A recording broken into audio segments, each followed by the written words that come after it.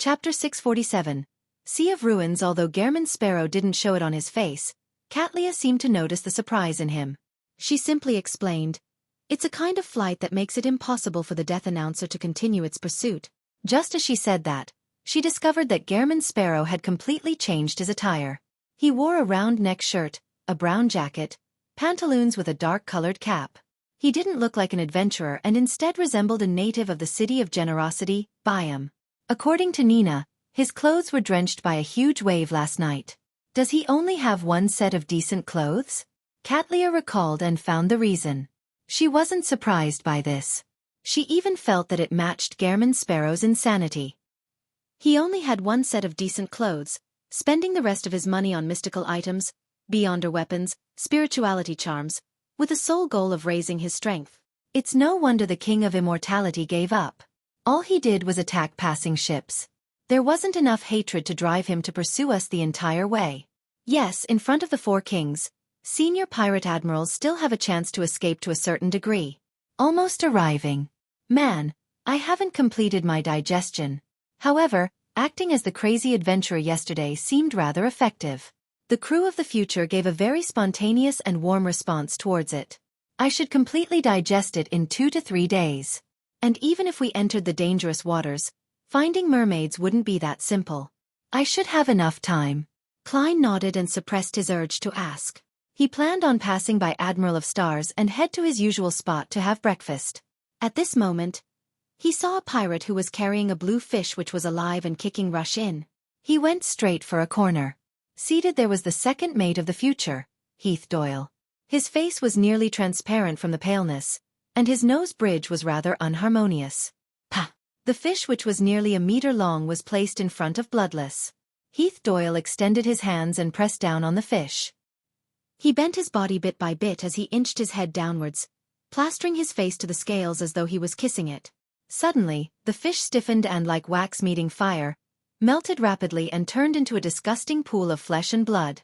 The flesh and blood surged into Heath Doyle's mouth like liquid as they covered his skin. Amidst the horrendous sight of the squirming, the fish and all the bones, flesh and blood vanished. Nothing was left behind as Heath Doyle's face appeared very clean. All that was left was the bright red color on his lips like a blooming rose. Rose Bishop.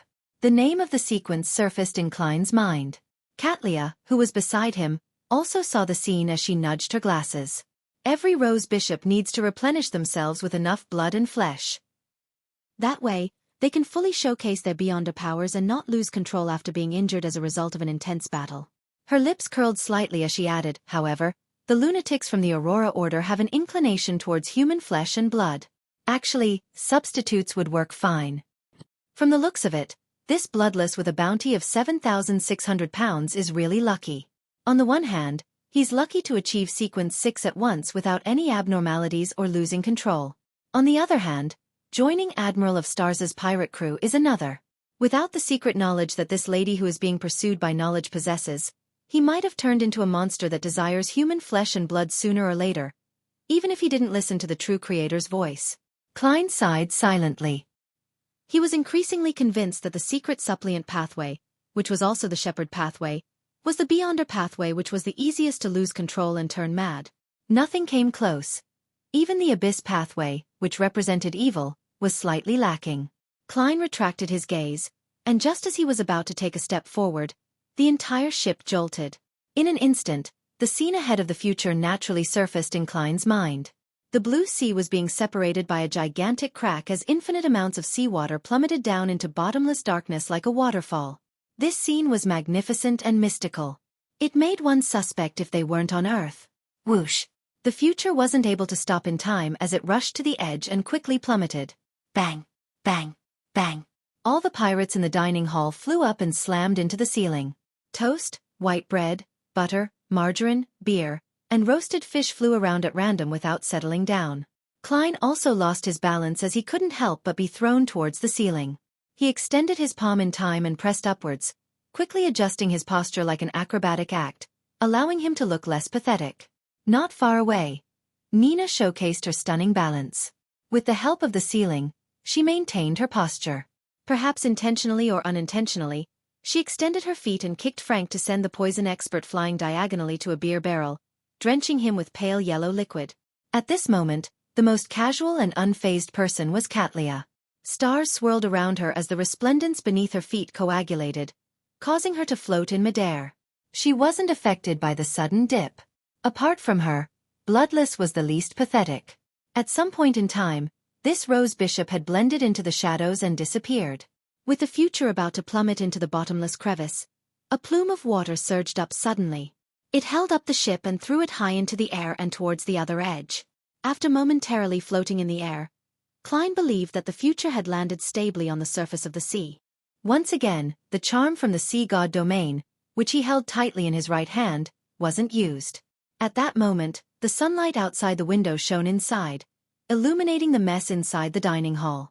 Klein, who had long regained his balance, briskly walked to the window and saw that the endless sea seemed to be burning with golden flames. It appeared to have been noon the entire time. It was only morning moments ago. Klein looked up and narrowed his eyes to see that the sky was filled with sunlight. There were no clouds nor the sun, just a swath of golden rays. It's no wonder Rhodes's description of this place is that it's no longer a real ocean, but a relic of a war between the gods. As he swept his gaze, he discovered nearby ruins which were diagonally ahead. The ruins were mostly covered by seawater. Protruding out from the surface was gray stones and stone columns that formed a peak. At the top was a dome-like object. From its angle, it was able to hold up quite a large area of space. The ruins were definitely massive in the first place. Through the transparent waters, Klein saw that its base extended to the seabed without end. These are extremely dangerous waters. At some point in time, Katlia came beside him. Klein turned his head over and waited for her to continue. Katlia's gaze was cast forward as she said somewhat wistfully, "I haven't been here many times. Furthermore, all my visits happened a long time ago." My and not our. That means that it wasn't with the crew of the future. Or was it back when she was a subordinate of Queen Mystic? Klein acutely noticed the terms which Admiral of Stars had used as he made a guess. Katlia didn't turn her head as she looked at the sky and sea which were covered in golden flames. No one knows where the ends of these waters are. Nor does anyone know how wide it is. Do you know what's most dangerous about this place? I should have gotten a Rhodes to give me a more detailed explanation. Klein honestly shook his head. Previously, he had nearly been caught by a demigod of the true creator. He had only survived thanks to the die of probability. Therefore, in the past 2 months, he didn't dare bring the radio transceiver back to the real world. He was afraid that the true creator, who was closely watching the region, would sense it. Hence, he didn't have an opportunity to contact Rhodes. His original plan was to seek out Septon's help through the paper crane once he approached the dangerous waters, and understand the corresponding dangers of the environment. To his surprise, they had encountered King of Immortality Agalito, and the future didn't give him any time before they arrived at their destination. Behind the thick glasses, Katlia's black eyes with a purple hue glazed over for a moment. There are many ruins floating here. There are all kinds of mutated monsters. Among them include many demigods who have lost control or ancient evil creatures. This isn't the most dangerous part. If it's only because of this, these waters would have become a hunting ground for the 7 churches, a treasure trove for them to obtain high-sequence ingredients or items. Of course, there are many monsters and evil creatures who have lost control here, but they might not be real. They can kill us, but they might not leave anything behind after they are killed. Upon hearing this, Klein made the connection to the Dragon of Imagination, Ankwelt. This Dragon King could conjure anything through his imagination. Could it be that these waters were where the ancient gods of the Second Epoch fought? Klein nearly frowned. Katlia said with an ethereal voice as she continued, "Here, you will never guess what dangers you will encounter next. Perhaps you will just melt while approaching a ruin, turning into a wax-like monster. Perhaps you might turn into a rock amidst the storms from slightly deviating from the explored sea routes and end up shattering to pieces. To beyonders at our level, that is the greatest danger." Klein turned his head slightly as he sharply asked, "What about beyonders that surpass our levels?" Katlia sighed and smiled. "The waters here are filled with a voice that shouldn't be heard. The higher the sequence, the easier it is to hear it. Therefore, most demigods who dare explore these waters have ended up with problems. They either went mad or lost control, ending up lost here forever. It's no wonder the 7 churches don't send their experts here to reap the harvest. Most of them ended up with problems. which means that there are a small number of demigods that can survive here. Enlightened, Klein looked out the window again. At this moment, the future had closed in on the ruins. Suddenly, a loud and clear panting was heard by everyone. Chapter 648. Noon and Night Whoosh. Gasp! The loud panting sounds entered Klein's ears in a slow and rhythmic manner. It left a chill running down his spine as he felt an inexplicable sense of horror, but he didn't feel any dangerous foreboding. It wasn't only him. Katlia, Frank Lee, and the other pirates also heard the panting sounds. They either turned their heads, looked outside, raised their weapons, or were on high alert, showcasing their rich experience. After trying to discern the source, Klein discovered that the intense panting stemmed from the ruin ahead of them. It originated from a spot between the peak made of stones and stone columns. At that moment, bloodless Heath Doyle floated out of the shadows. He clasped his head and softly grunted in pain. "There's a corpse. There's a corpse there." Corpse?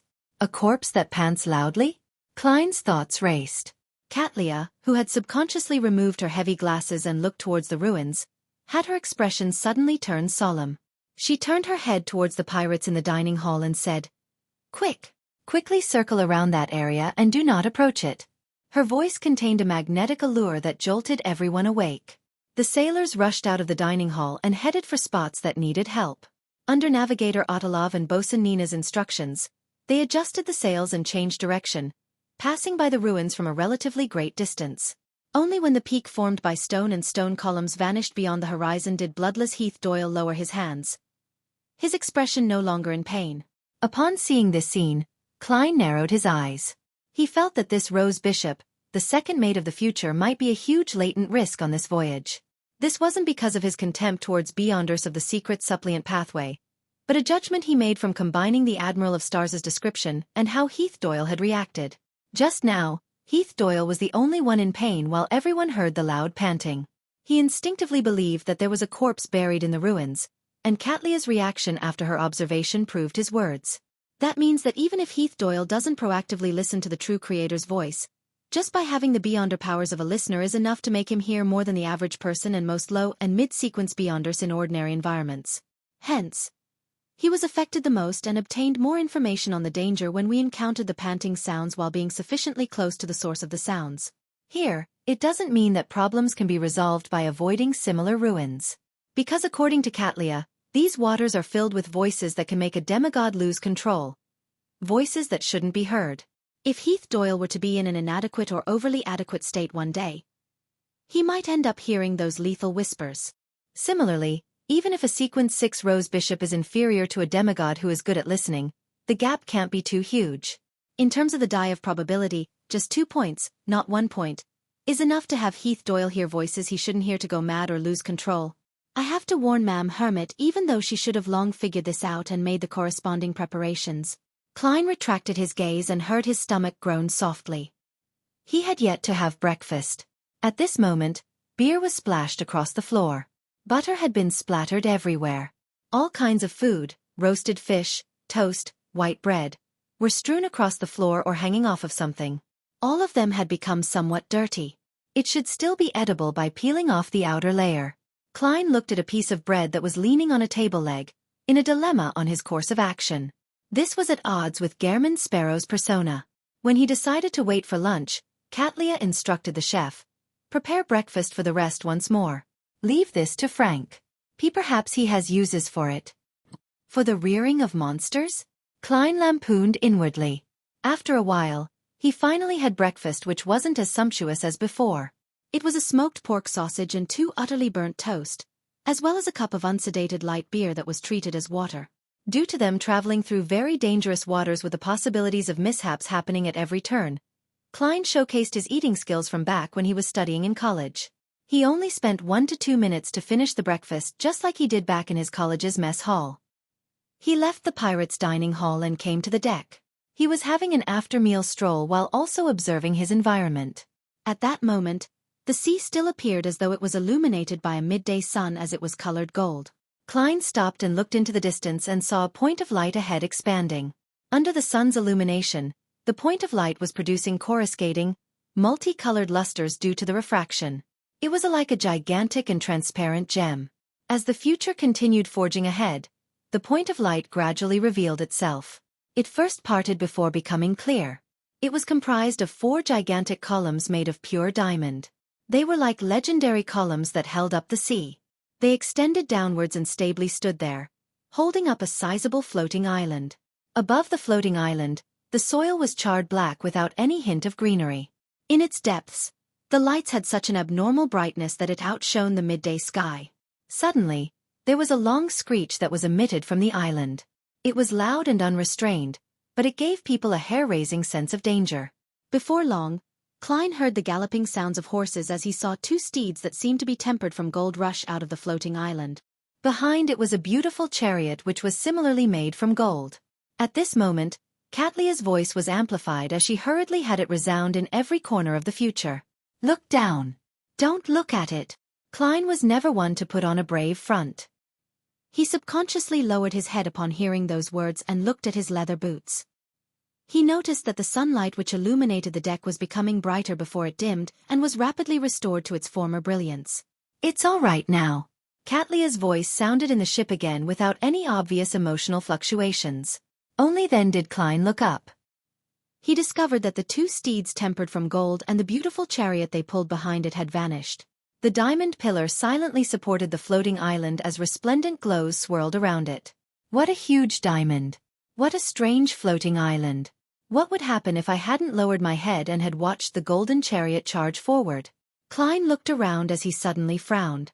A pirate who stood about 7 to 8 meters away from him had already vanished. Standing there were 2 pitch-black footprints. Looking at the ashes floating in midair, Klein vaguely knew the outcome of not lowering his head. Thankfully, Admiral of Stars has been here a few times in the past. She knows what to avoid and when to bow her head. If I had hired Mr. Hanged Man, even if he was the one steering the ghost ship, we might have already been wiped out by now. No, if the future hadn't arrived at its destination ahead of time without giving me any time to prepare, I would have long sought out Will Septon's advice. A magician never performs unprepared. Besides, if I had hired Mr. Hanged Man, I definitely would have purchased the relevant information from Ma'am Hermit. Klein first sighed before recovering his calm. He didn't suggest visiting the floating island to explore it. He left the future to pass it by and head forward. In the rest of the time, the sea was like the outer world. There were only the undulating waves, the vastness, silence, and endlessness.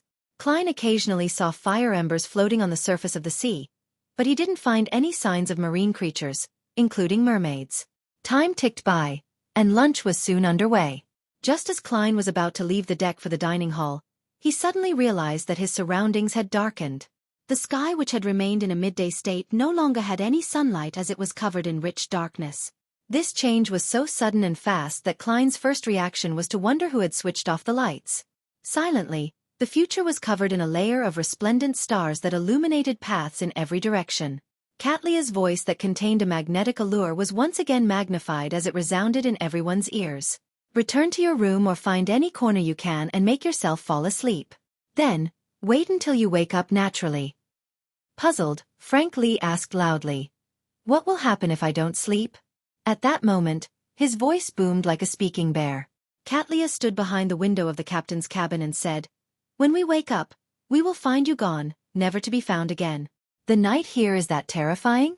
Klein was curious, but he had no thoughts of attempting to stay awake. He returned to his room, and using the starlight which hadn't been extinguished on the future, he unfolded a paper crane and picked up a pencil to quickly write. What should be taken note of when traveling to the dangerous waters on the easternmost front of the Sonia Sea? Where can I find mermaids there? Putting down the pencil, he folded the crane. Without taking off his coat, he lay in bed and with the help of cogitation, quickly fell asleep. In a hazy world, he suddenly jolted awake, clearly knowing that he was dreaming. No one is infiltrating it. Klein surveyed his surroundings and found himself on a mountaintop.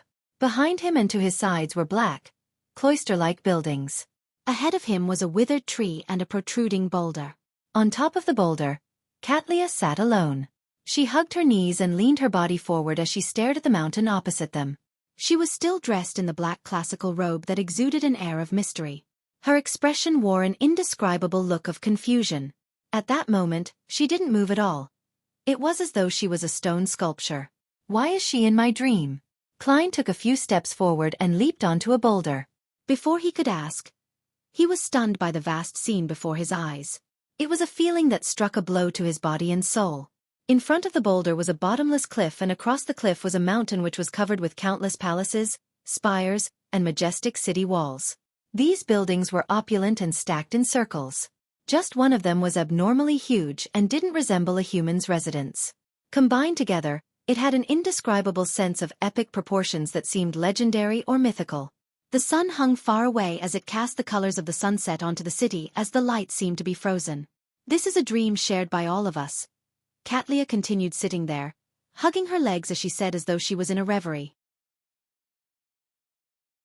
Chapter 649. Black Cloister, a dream shared by everyone? Klein repeated Katlia's words inwardly as he slowly realized the situation he was in. Nighttime in these dangerous waters would connect the dreams of all living creatures. And any creature that didn't sleep would lack the necessary protection, as their soul bodies weren't in the dream. As such, they would suffer an unknown attack. As for why such an attack would lead to one's disappearance and not instant death, Klein, who hadn't actually experienced it, had no grounds for speculation. As his thoughts raced, Klein retracted his gaze from Katlia's body, recasting them onto the magnificent city on the opposite cliff. He thought out of curiosity. If this world can really be formed from the connection of dreams from all the local creatures, who could have imagined such an unimaginable city? He observed for a few seconds before asking, "What is its name? What's the name of this city that can only exist in myths and legends?" Katlia stared ahead in a daze as she spoke as though she was in a reverie. "No idea. There will be a chance of seeing it every time we enter the dream, but it's impossible to approach. She said that it resembles the Great Twilight Hall in Fasak. She likely has her own guesses, but she has never told me." She? That Queen Mystic?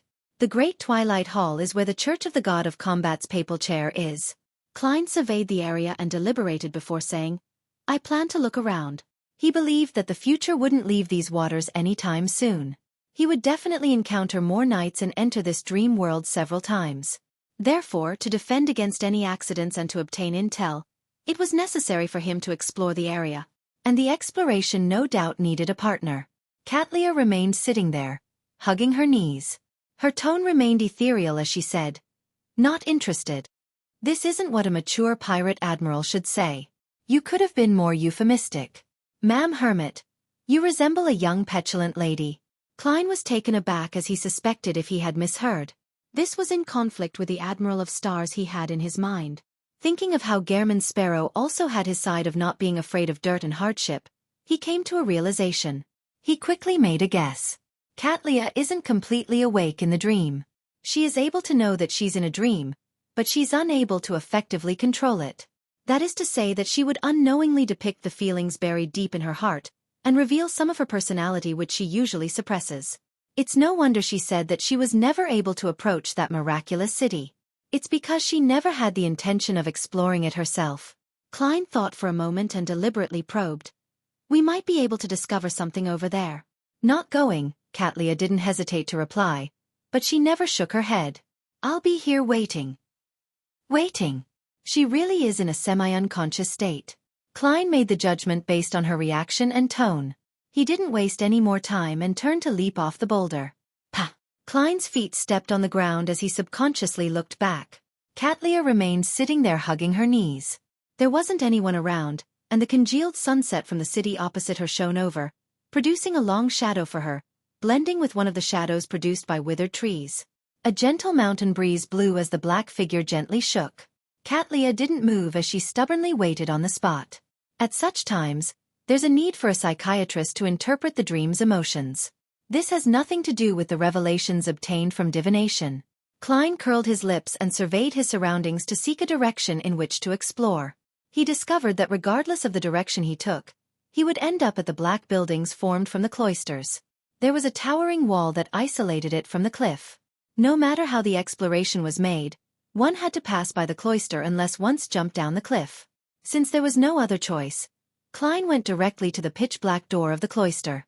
The door was nearly 10 meters tall, and it didn't look like it was prepared for human use. Klein sized it up for a few seconds, took a deep breath, and extended his hands to push at the ends of the door. A creaking sound followed. The door's weight far exceeded Klein's imagination. His muscles bulged as his face flushed red. Yet, he was only able to move the door by a tiny bit without being able to push it open. Thankfully, it's only a dream. As long as there's reason to believe, I can raise my strength without truly activating creeping hunger. Klein exhaled and made his left glove be tainted with a paleness. In the midst of dark green sparkles, he obtained the strength of a zombie. His arm turned thicker as his legs swelled. Screech! A deep grinding sound boomed as the door slowly opened to reveal its interior. The two dark spires and the black buildings were connected by covered bridges as they surrounded a vast grayish rock square. There were plenty of holes in the square. Embedded in them were huge arrows. There were flaming stacks in various spots as if they had previously encountered an attack. Klein passed through the cave's entrance and entered the square. Unsurprisingly, he saw Frank Lee, Nina, Ottolov, and company there. This is their dream? It doesn't seem so. Or should it be said that everyone's dream is limited to themselves? They will then be randomly placed somewhere in this world? Klein guessed without confidence. Frank Lee was the closest to him. He was holding a shovel and digging at some rubble. Beside him were the white bread, toast, and roasted fish which had previously fallen to the floor. He plans on using them as fertilizer. He's planting things even in his dreams. Klein went over and casually asked, "What are you doing?" Frank didn't stop, but he revealed a smile. "I'm cultivating some little things. They need to sleep in the soil for some time before they can grow big and proliferate." "What's their use?" Klein asked, both worried and curious. Frank beamed and said, "They're a crossbreed of fungus. It can make bulls produce milk.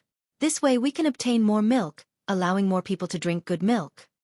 "Spare those bulls." Klein's face twitched as he asked, "Will it succeed?" "There's no problems with the effects, but I'm very worried that they can't reproduce," Frank said with a frown. "May death forever favor them." Klein prayed as he walked past Frank Lee and headed for the black building's entrance across the square. Along the way, he passed by Nina and Navigator Ottolov, who were drinking beside a collapsed pillar. "Have you ever thought of leaving the pirate crew after you're older to find a man to marry and settle down? I don't think anyone wishes to drift out at sea their entire lives." Ottolov took off his pointed bonnet and revealed his slightly hoary hair. His eyes and tone informed Klein that in between the lines, he meant, "If you wish so, why not consider me? Mr. Navigator, you are old enough to be Nina's father. You need to consider your health." Passing by, Klein couldn't help but lampoon when he heard the conversation. Nina gulped a mouthful of beer and looked in a particular direction. "No, that's not the life I wish to lead. Before joining you, I once attempted to settle down in the east coast of Faisac and not be a pirate again, but I was unable to bear with the boredom. I have to lug wood and move things every day, and I can only stay at home at night. I'm not allowed to go to the bar or go out hunting in the wilderness. Such a life seems constant and unchanging. Furthermore, I suffered all kinds of criticism, tolerating those irritating people. I have to worry about the cops even if I wish to beat them up. It's still better on the ship. Although it's boring most of the time, we can often go to different places and encounter different matters. Heh. Even the most boring times can wreck those fellows, training them into passable pirates. I can also tell them that the one who performs the best every month can spend the night in my room. Then, I'll watch them excitedly enjoy the torment. Of course, spending the night and having sex are different. It depends on my mood." A true female pirate. Everyone wishes for something different. Klein neutrally gave a comment and didn't believe that there was anything wrong with Nina's ideas. "I won't disagree with her choice, but if she often kills, engages in arson, and plunders, I don't mind using her head to exchange for a bounty the next time we meet."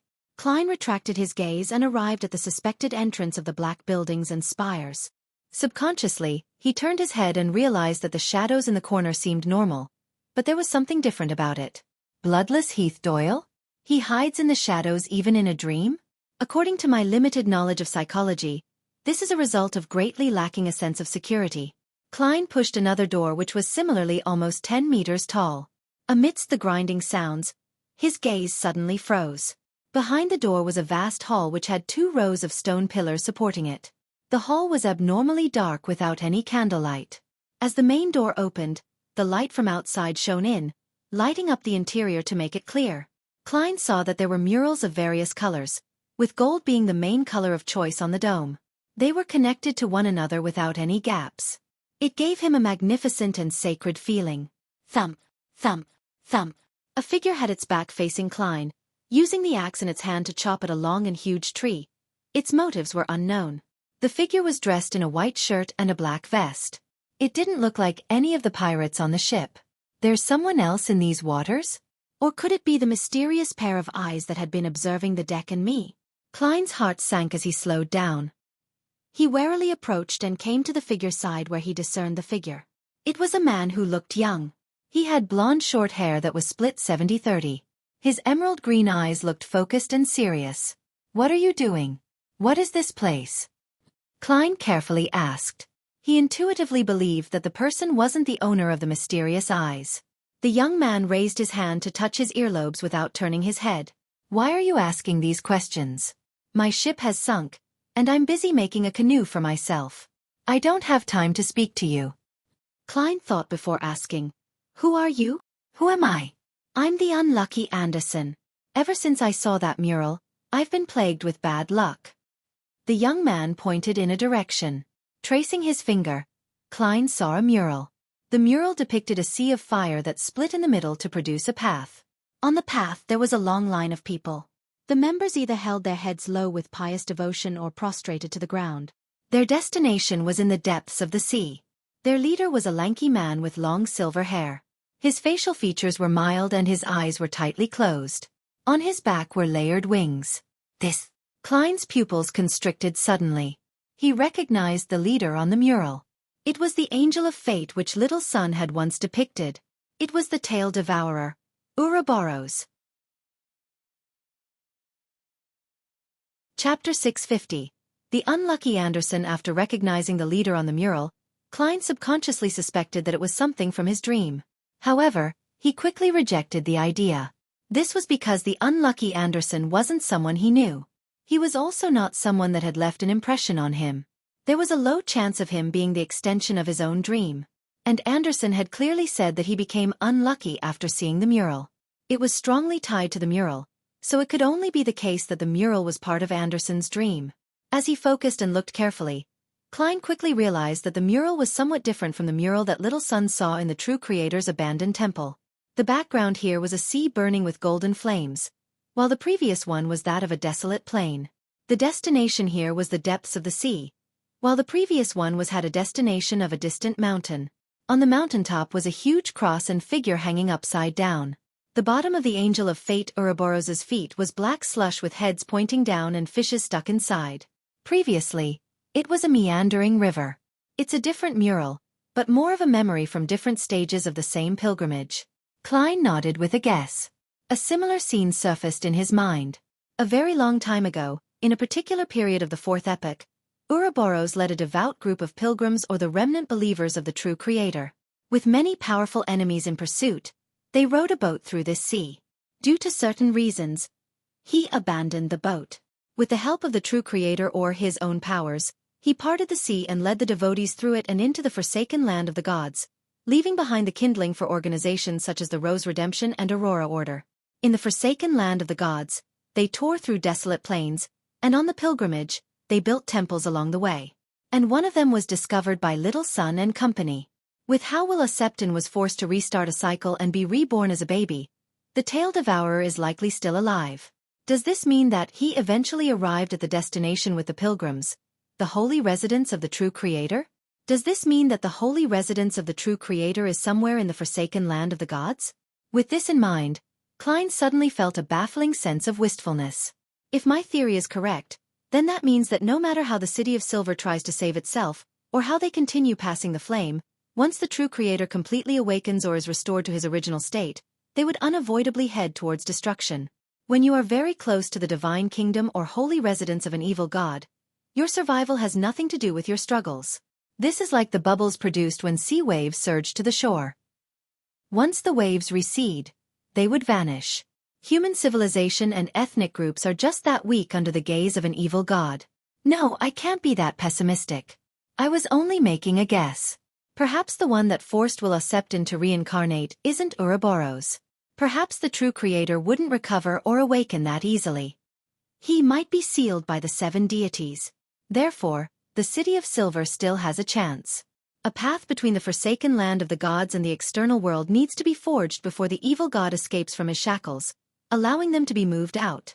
This is probably why the chief of the City of Silver released Elder Shepherd. They need to use all the power they can get. Klein forcibly retracted his thoughts. He suddenly felt somewhat worried, afraid that his arrival was enough for him to be stuck in an endless cycle of fate created by the Tail Devourer. At this point, he instinctively wished to take 4 steps counterclockwise and go above the gray fog. He wanted to forcibly search for memories that he might have lost, but ultimately, he resisted those actions and prepared to observe first. From his interpretation of the symbols, there were no repeating rivers. There was only a black slush with fish embedded inside. It didn't mean the existence of a circle of fate, only the lingering of bad luck. This was identical to what Anderson said. As a king of angels, Ouroboros definitely has more than a cycle of fate. Different temples have different murals, and them using different powers is completely logical. Besides, this is a dream. Besides, even if I didn't do anything and really am stuck in a repeated cycle, making me repeatedly converse with the Admiral of Stars, to the point of making my observations, the problem will be resolved once Monday comes. The Tarot Club will definitely not be held. Miss Justice and the others will definitely feel puzzled as they make a prayer, and I'll use it to regain my memories. Klein instantly felt confident as the chaos and tension in his heart was buried instead of disappearing. He looked up ahead and discovered that the hole went further in. There was no end to it, and there was light shining inside. However, it was restricted to the entrance. The other areas were dark and only became darker the deeper it was. All that could be seen were the wooden doors on both sides. Their destinations were unknown. Upon seeing this dark and creepy scene, Klein's desire to continue exploring was minimized. To encounter a mural left behind by a king of angels here, who knows what will happen if I delve deeper or enter some room? The fear of the unknown was an extremely ancient feeling. A premonition of danger with unknown origins had brought about a strong terror towards the unknown.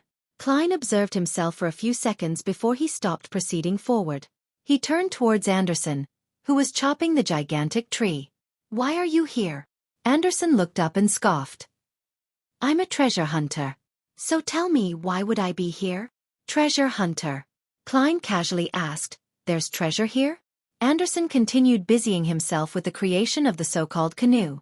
His voice suddenly turned deep. "There are treasures everywhere in these waters.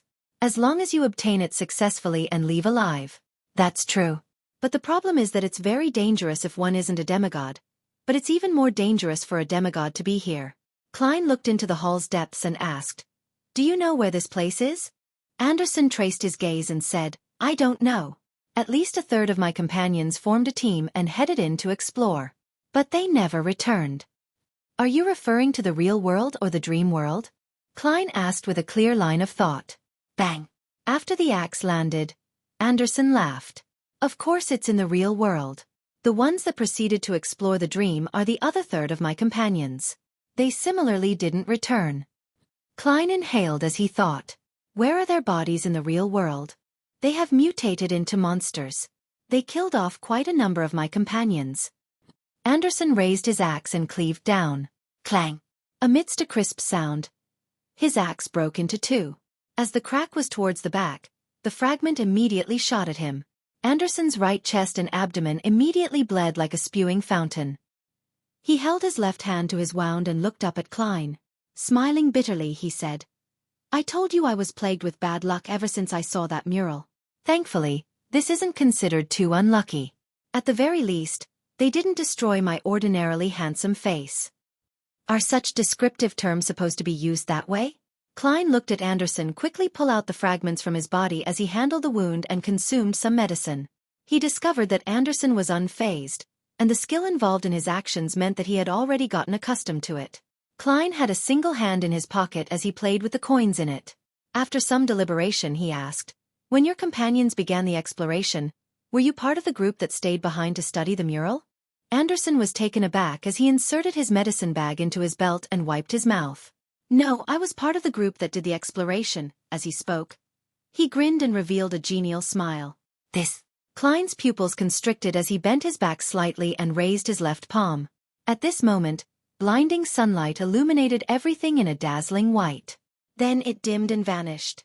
Klein naturally opened his eyes and discovered that the outside had been restored to the midday state. He took out the pocket watch in his inner pocket and opened it. Only half an hour passed. This night is rather short. That unlucky Anderson looked very normal, but who knew that he was that terrifying? Rolling to his feet, Klein suddenly recalled something.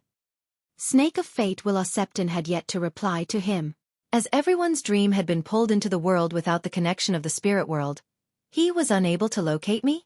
Or did he sense Ouroboros's aura and didn't dare come close? Or could there be something problematic with these waters to begin with? As his thoughts whirled, Klein decided to verify it. As for how it could be verified, the method was simple. He could sleep again while it was still noon. However, he wasn't in a rush to do so. This was because he wasn't sure if there were any taboos about sleeping in the day. Wearing his cap, Klein came outside the captain's cabin and knocked on the door. After 3 knocks, he retracted his hand and patiently waited. Before long, Katlia opened the door. She no longer looked as lost as she was in the dream. She had worn her heavy glasses once again. "Is sleeping in the day all right?" Klein asked directly. Katlia nodded. "Yes." After answering, she hesitated and asked, "It seems you were very proactive in that dream?" Realizing how much danger lurked in these waters, and thinking about how he would be forced to show some of his abilities, Klein decided to proactively lay the foundations of his future explanations. He looked at Katlia and smiled politely. "Yes. This is a gift bestowed upon me by my lord." "My lord." Under Katlia's thick glasses, her eyes clearly shimmered. In a rare instance, she frowned slightly and eased them without asking any more questions. Klein thought for a moment, then he added, "Be careful of Heath Doyle." Katlia clearly understood what he meant and directly answered, "Don't worry. He has a sealed artifact which has a negative effect of him only being able to hear voices from nearby." "That's a smart use of a negative effect." Klein didn't drone on as he took off his hat and bowed before returning to his room. He lay down once again and used cogitation to fall asleep. In the dream world, he woke up and saw the familiar pitch-black plains and black steeple. Phew, it's still possible to connect. Klein heaved a sigh of relief and traveled into the steeple. In the usual place, he saw the scattered tarot cards and the new words. There's plenty of dangers there, the most dangerous being the dream that happens when night falls. It isn't about the disappearances if you do not sleep, but there's one thing to remember. Do not explore that dream. Absolutely do not explore that dream. Since there's not enough space, I won't explain why. Alright, it's just a joke. The reason is that the area contains some of the dreams left behind by a deity. Chapter 651. Meeting again. Upon seeing Septon's warning, Klein's first found himself blessed with good luck. "Thankfully I didn't court death and continue the exploration." He didn't hesitate to heave a sigh of relief. Although he had seen the mural related to Ouroboros, as well as the terrifying monster Anderson, who mutated for some unknown reason, he didn't actually physically get himself into a dangerous situation. "I wonder if I'll randomly appear in a region in the next dream, or will it continue from before?" If it's the latter, the best choice of action is to not disturb Anderson so as to avoid agitating him. "I'll just walk the same way back and leave that black cloister." Klein retracted his gaze and continued reading. Apart from the dream, the other things aren't that troublesome. As long as you don't attempt to approach those ruins, directly look at the thing that flies in the sky at midday, or challenge the storms that give ample warning, then it wouldn't be a problem if you follow the safe sea routes that have been verified by others. As for mermaids, just keep cruising forward and you'll ultimately encounter them. This is because, at their levels, they will only live in relatively safer areas, and there aren't many such areas. Finally, I hope everything goes smoothly. Sincerely, your friend who might be often in deep sleep due to reaching a critical stage in his maturing development, Septon. The final sentence was long and somewhat awkward sounding, but Klein instantly understood what the snake of fate meant. "Before I'm born, don't disturb me unless it's something extremely important and critical." "I'll try my best," Klein replied inwardly without any assurance. If he successfully advanced, then it might not take long before he had to seek Septon's help in finding the Sequence 4 potion formula for the seer pathway. Being more confident with finding mermaids, Klein immediately left the dream, wore his hat, and headed for the pirates' dining hall. Due to the dream's disturbance, most of the food had turned cold, but the pirates still had a great time eating. After all, no one died.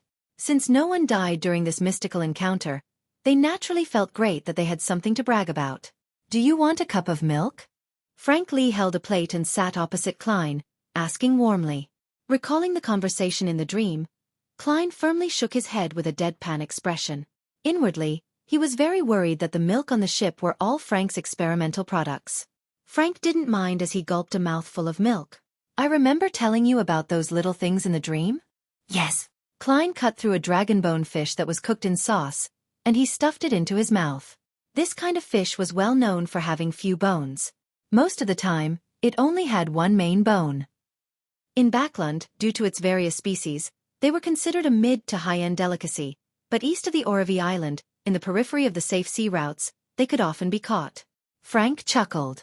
My description back then was a little inaccurate.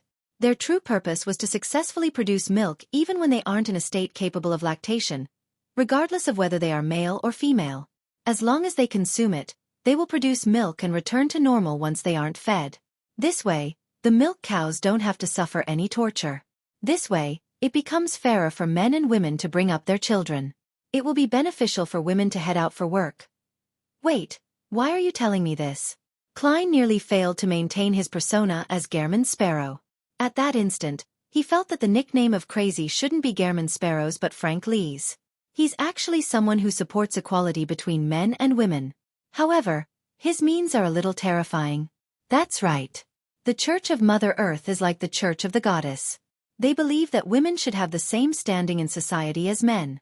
However, they place more emphasis on reproduction, treating it as the holiest matter. Among the 7 churches, the Church of Storms and the Church of the God of Combat are most biased towards men. The Church of the Sun is next. As for the Church of the God of Knowledge and Wisdom, they are different from the other churches. They discriminate based on intelligence. The Church of Steam is neutral and has even worked with the Church of the Goddess to encourage women to head out for work due to the need for more labor in the development of industry. Klein instantly had the differences between the 7 churches flash past his mind. He looked up and glanced at Frank Lee as though what he had just said was something trivial.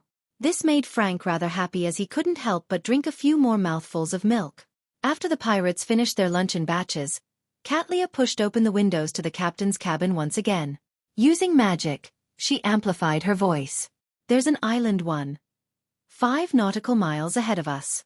We will dock there and wait for the storm to pass. In these waters, every time there's a switch from noon to nighttime, there's a possibility of a terrifying storm occurring.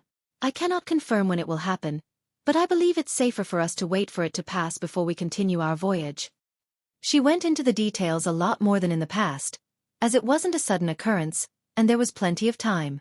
One of the things people at sea feared the most was a storm. Therefore, no one objected to it. They went according to Katlia's instructions. Under Navigator Otolov's and Bosun Nina's guidance, they nervously prepared to dock. And this made Klein confirm one of the matters that Willa Septon had mentioned. Do not challenge any signs of a storm. Before long, an island covered with gigantic trees appeared ahead of the future. The more than 100-meter-long sailboat adjusted its course and docked against the wind.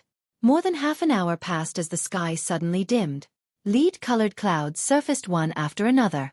They overlapped with one another as though they enveloped all the surrounding waters. Amidst a loud boom and blinding flashes of lightning, a hurricane from afar swept over. It was connected to the clouds at the top and to the sea at the bottom. It was more exaggerated than any legendary giant.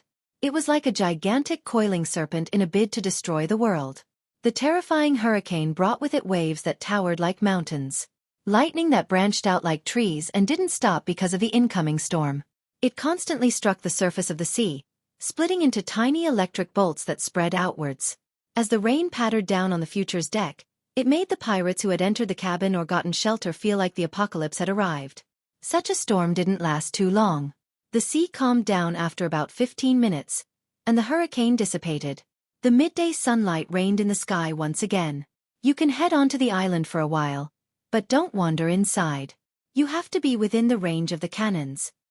Katlia gave the pirates a brief chance of reprieve. Klein kept in mind Willa Septon's warnings and had no desire to explore the island.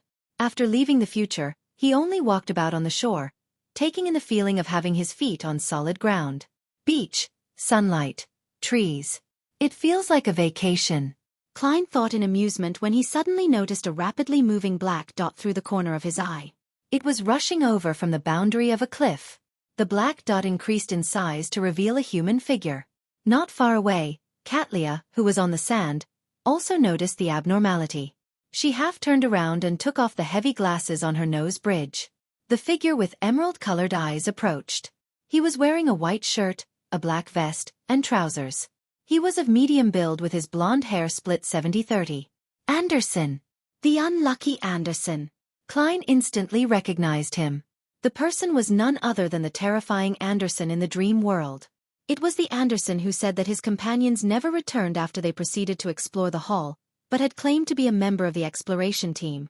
At that moment, Anderson raised his right hand. Without any hesitation, as German Sparrow, Klein took out a charm and chanted a single word in ancient Hermes. Storm. The charm made of tin immediately turned sharp, resembling a thin blade. With the infusion of spirituality, the wind in midair reverberated. With a deadpan expression, Klein threw out the charm in his hand at Anderson. So. Azure sharp blades shot at their target like a lined-up firing squad. Anderson was raising his right hand high with a smile, and was about to say something when he heard a deep and mysterious incantation and the scalp-numbing sound of the wind. His gaze froze as he threw himself to the side and somersaulted multiple times in a pathetic manner as if the area before him was scorching metal. So. The wind blades struck the beach, slicing clear slits into the sand, but they were just short of hitting their target. Stop! As Anderson nimbly somersaulted to dodge, he shouted, I come in peace. I mean no harm. Anderson Hood. Admiral of Stars suddenly said a name as she raised her hand to stop Gammon Sparrow, who had taken out a charm. She knows Anderson? Klein didn't rashly chant the charm's incantation as he said in a deep voice. He has already mutated. I saw him in the dream. He wasn't surprised at meeting the unlucky Anderson. This was because the pirates were all in the same area during the dream. They were all very close to one another, which also meant that Anderson, who wasn't too far away, was also very close to the future. No, not at all. Anderson stood up, at a loss on whether to laugh or cry. He raised his hands like he was surrendering. I recognize you. You asked me many questions. Back then, I wanted to pull a prank on you. Really, it was just a joke to enliven the mood. Don't you think that having the mood suddenly change into one of horror is an exhilarating experience? Of course, I'm referring to the target and not myself. If I had participated in the exploration, how could I still be alive? That is what I'm worried about. Klein didn't believe his explanation. Anderson shrugged and said, I was preparing to explain that the moment I said that. I was planning on telling you that I was joking and had planned to seek your help. I hoped that you could take me away, but at that moment, the dream ended.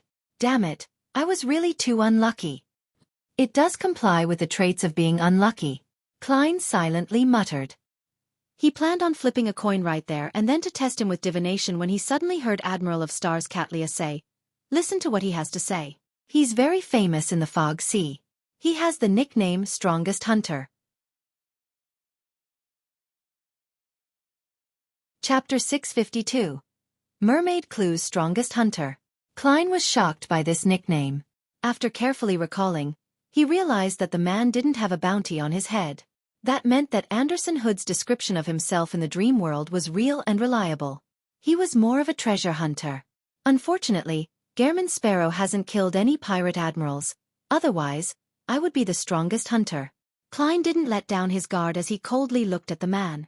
As long as Anderson Hood showed any signs of abnormality, he would immediately throw the charm in his hand. After all, the activation incantation was all the same. At his sequence, he could do it simultaneously while injecting his spirituality. Upon hearing the Admiral of Stars' introduction, Anderson seriously shook his head. No, I'm not the strongest hunter. Oh, he's still rather humble. Klein sighed inwardly. Anderson chuckled and added, Admiral of Stars, if you really insist, then it's best if you add the condition. Below that of a demigod. Yes, the strongest hunter below that of a demigod. I take back what I just said. The corners of Klein's mouth twitched indiscernibly. Seeing no response from the Admiral of Stars, Anderson naturally lowered his arms. These waters are very dangerous, but it contains many treasures. In this regard, I believe the two of you are very aware. In the past, many adventurers, or more precisely, treasure hunters, have entered these waters to seek our fortuitous encounters, but most of them didn't leave these waters alive. Haha, I'm talking about most, so there are always some lucky ones who can obtain items and ingredients while successfully leaving. The treasure hunting team I was in was organized by 2 treasure hunters who are experienced in this area. They claim to be very aware of which ruins are not to be explored in the first half of the safe route, and which ruins could be attempted. They also claim to know which method should be used to hunt various kinds of monsters, as well as what method should be used to avoid evil creatures who have lost control. I've always been curious about these waters and was successfully convinced by them and joined the expedition. And then? Katlia looked at the figure opposite her with her black eyes that had a purple hue. Anderson sighed and said, "It was very smooth in the beginning, as smooth as it can be. We avoided danger and obtained many of the relics left behind by former explorers, and we also hunted some monsters and obtained several ingredients. Everything changed when we discovered a strange temple on a submerged island. There were many murals which remained intact. This gentleman has also seen it in the dream world." He used his chin to gesture at Klein. "That's not important," Klein replied calmly. Anderson shook his head and smiled bitterly. One of the murals was very sinister. It described a pilgrimage proceeding forward amidst a parted sea. The leader of the pilgrimage is depicted as an angel, having long silver hair that reached his back. He had very mild facial features. I was the first to arrive in front of that mural. I reached out my right hand and habitually outlined the various lines in midair. It's true, I really didn't touch it. I was at least 5 centimeters away, but to my surprise, the angel in the mural suddenly opened his eyes.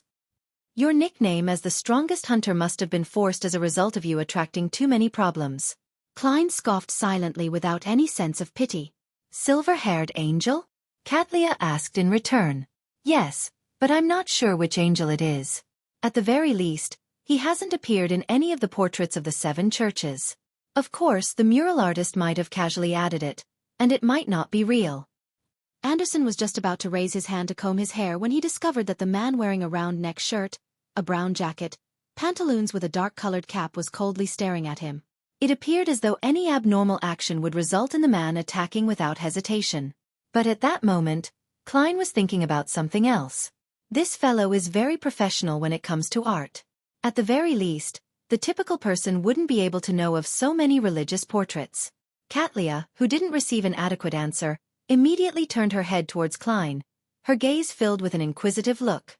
She had just heard from Anderson Hood that Gehrman Sparrow had seen the mural. Perhaps, this member of the organization that has been gifted by the Lord can recognize the angel. Katlia had an inexplicable feeling that Gehrman Sparrow might really know the answer.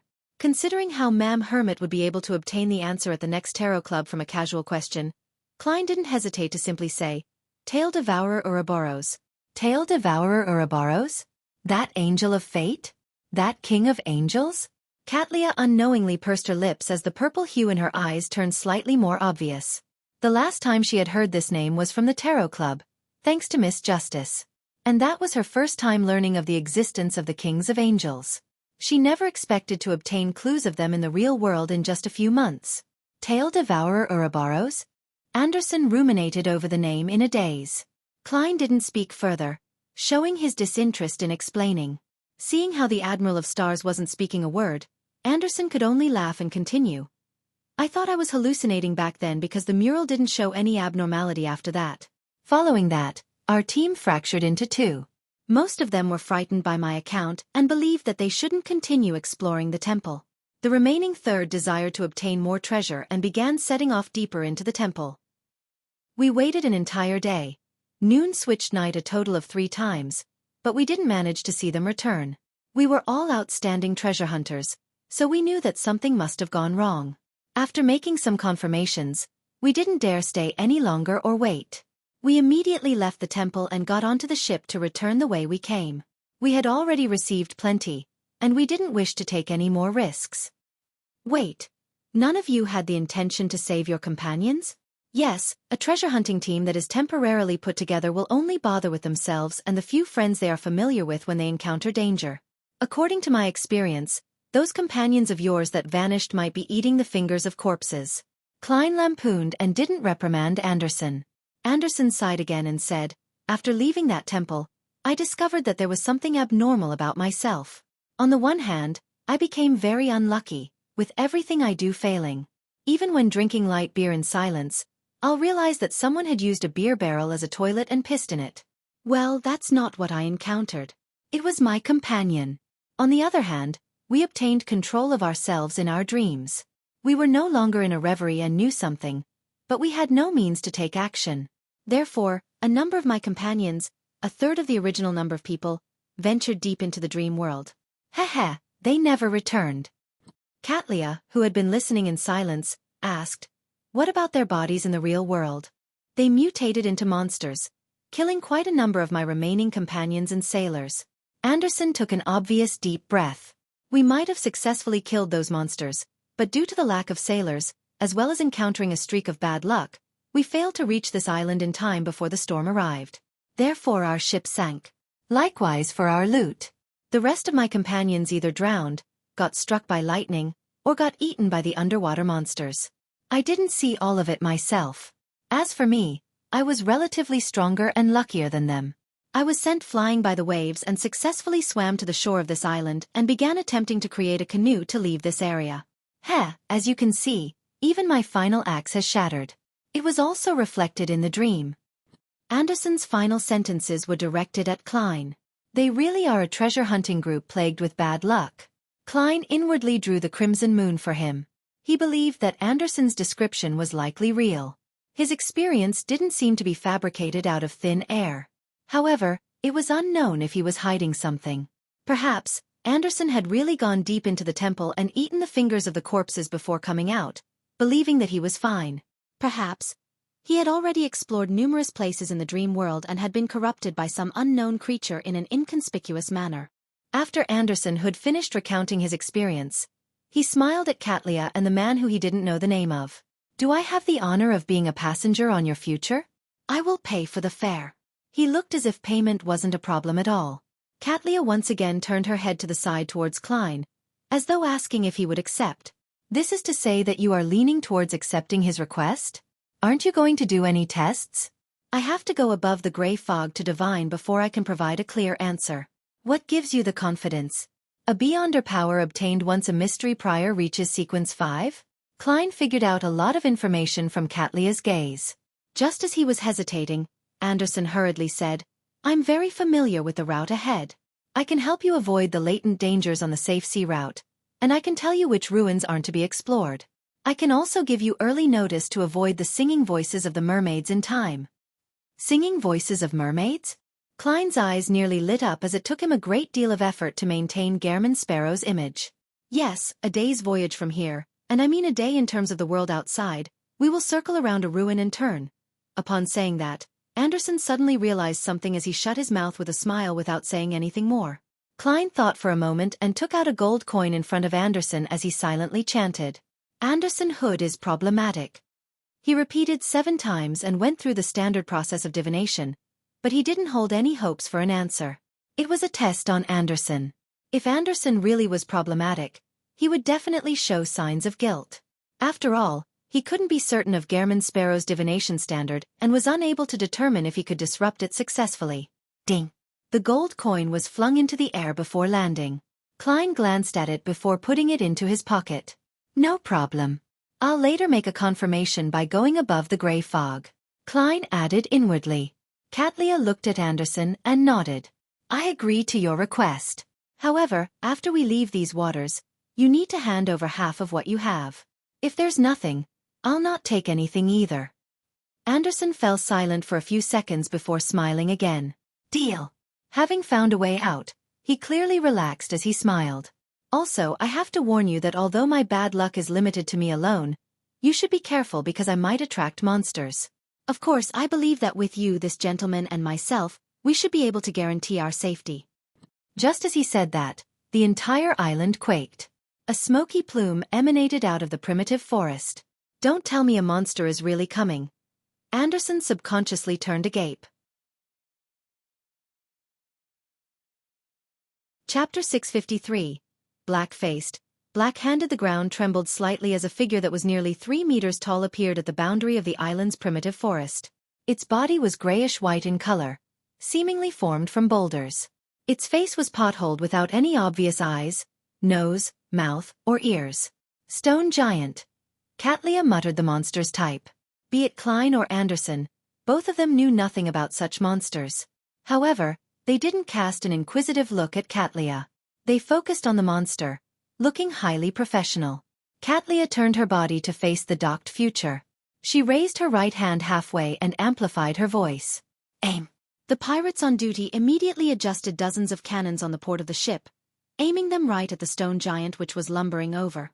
Boom, boom, boom. Cannonballs flew out and landed around the stone giant, sending dust flying as the bombardment covered a huge area. The ground clearly quaked as flames surged. Splinters spewed everywhere as though everything could be destroyed. Tap, tap, tap. The tall grayish-white figure tore out of the dust, having not suffered any serious damage. All it had were a few cracks on its surface. Katlia said without a perturbed expression, "This isn't a kind of giant, but a kind of stone golem.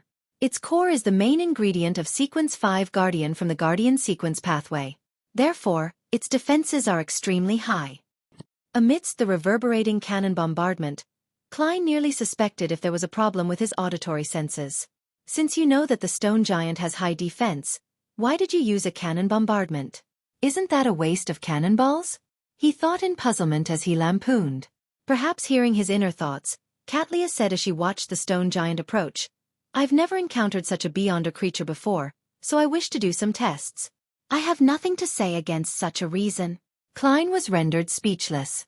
At this moment, Anderson Hood, who had been observing the stone giant the entire time, raised his hand and said, "Do you have anyone who has beyonder powers in the ice and frost domain?" "Me," Katlia coldly answered. Seeing how Ma'am Hermit had the means, Klein swallowed back the words he nearly said out loud.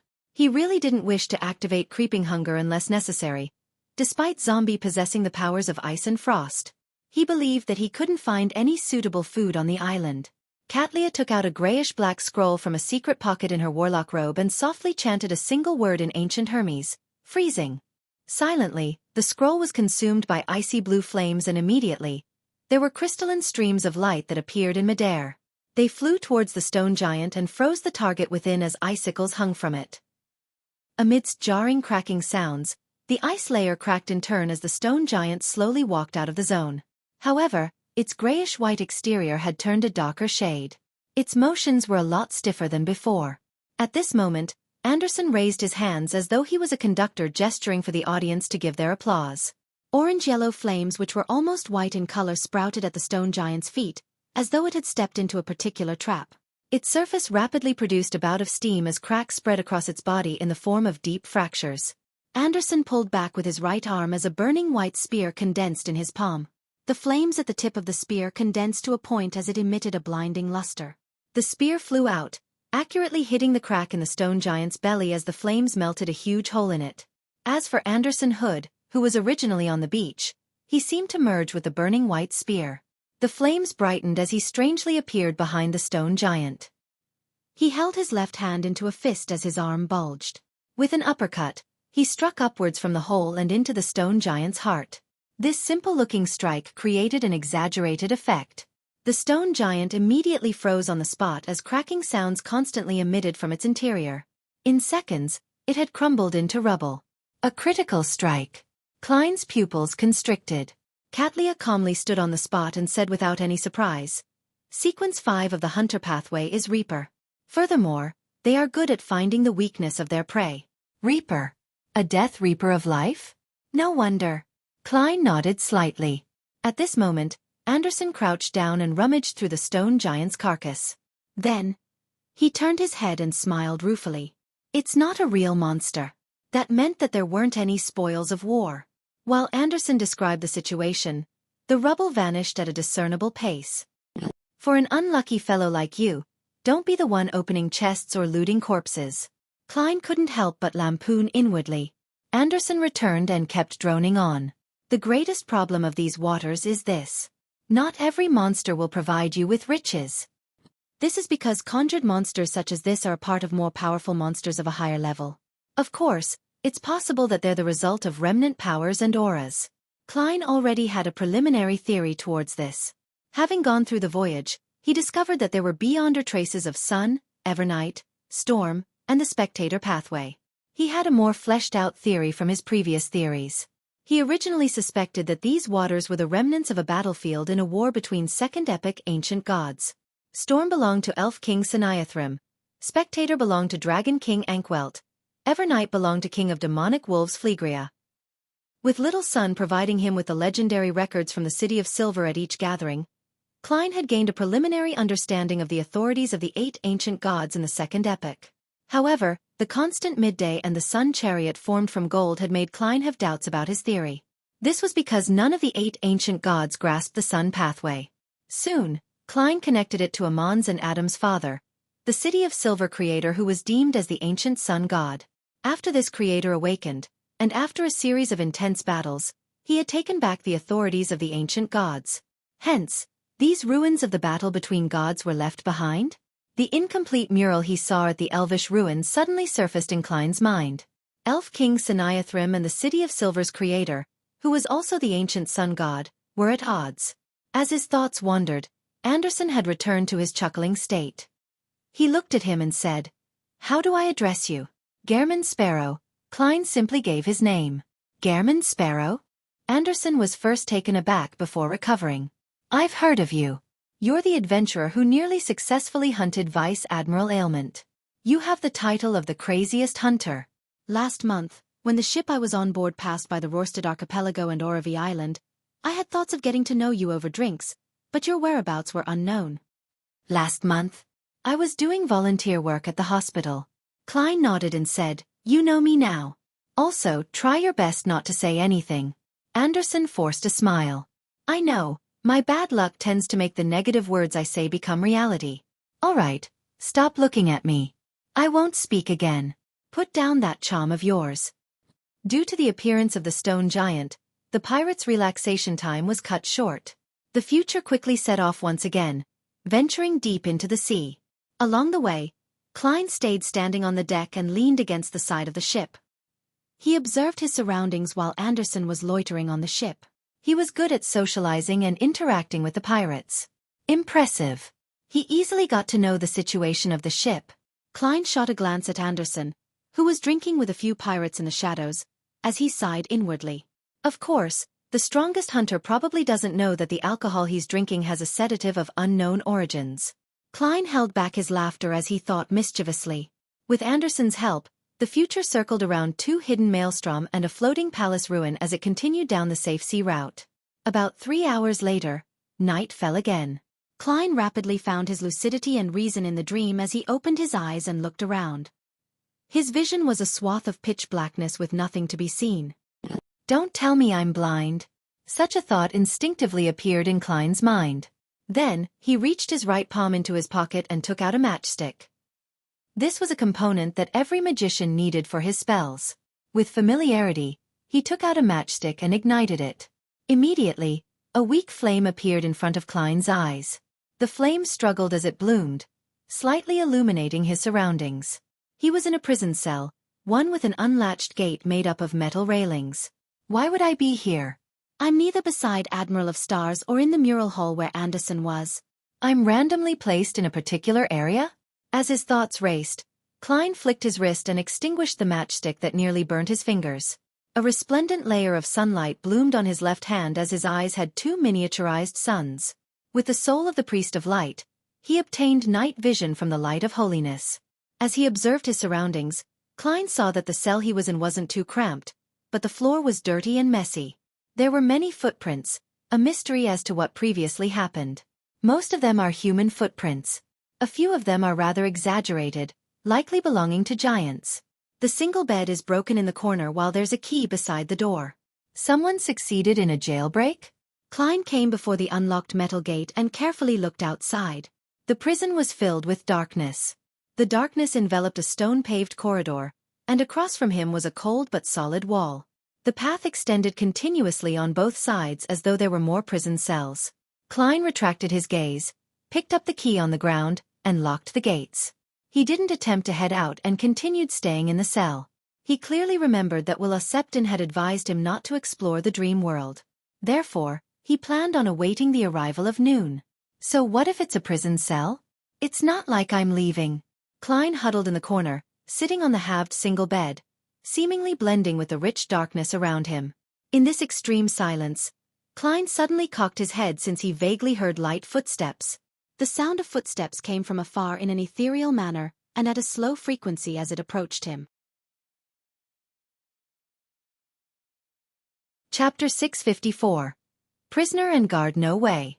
I haven't gone anywhere. Has the far-reaching hands of trouble come on its own? Klein revealed a grimace that didn't match Gehrman Sparrow's persona. He nearly drew a gasp. The only thing stopping him from doing that was because it would cause quite a stir, making trouble discover his hiding spot. No longer a green nighthawk, he rapidly made up his mind. He held his breath, slowly stood up, and moved to the side of the metal gate, without a sound. He secretly and silently looked in the direction of the incoming footsteps. He believed that, since hiding and avoiding it wasn't necessarily useful, he had to determine the danger revolving around the situation so as to make the best choice. The two miniature suns in his eyes dimmed as Klein waited for nearly a minute as he heard the footsteps turn heavier and clearer. Following that, he heard the clanking sound of a metallic gate slamming into the wall. Following that, he saw a towering figure appear on the right of the corridor. The figure was nearly 2.5 meters tall and wore black, full-body armor. The cold feeling it exuded seemed corporeal like a gigantic knight. His aura was converged, and he was stayed like the deep sea. In the space where his eyes were, there were two deep red glows that flickered. In his hand was a long and broad black sword. Creak. He pushed open the metal gate to a cell and stepped in. He circled the cell, seemingly in search of something. Man, is he trying to find a particular prisoner? I'll definitely be discovered if this continues. Klein hesitated for a moment and wondered if he should leave the cell and search for a way out before the figure came close, or to sneak an attack to finish the target in a clean swoop before continuing to huddle in a corner to await the end of the dream. After judging how much time he had left to think, Klein quickly took off the topaz pendant on his left wrist and began divining with a voice that perhaps only he could hear. That night from before is very strong. After quickly repeating it 7 times, Klein opened his eyes to see the topaz pendant turning clockwise at a high frequency and large amplitudes. This meant that the target was an extremely dangerous existence. Without any hesitation or time to hesitate, Klein used the beyonder powers of a clown and controlled his muscles to pull open the metal gates without causing any additional stimulation. Then, he took the opportunity when the black-armored entity entered another cell, to gently walk out into the corridor and rapidly headed left with his body crouched.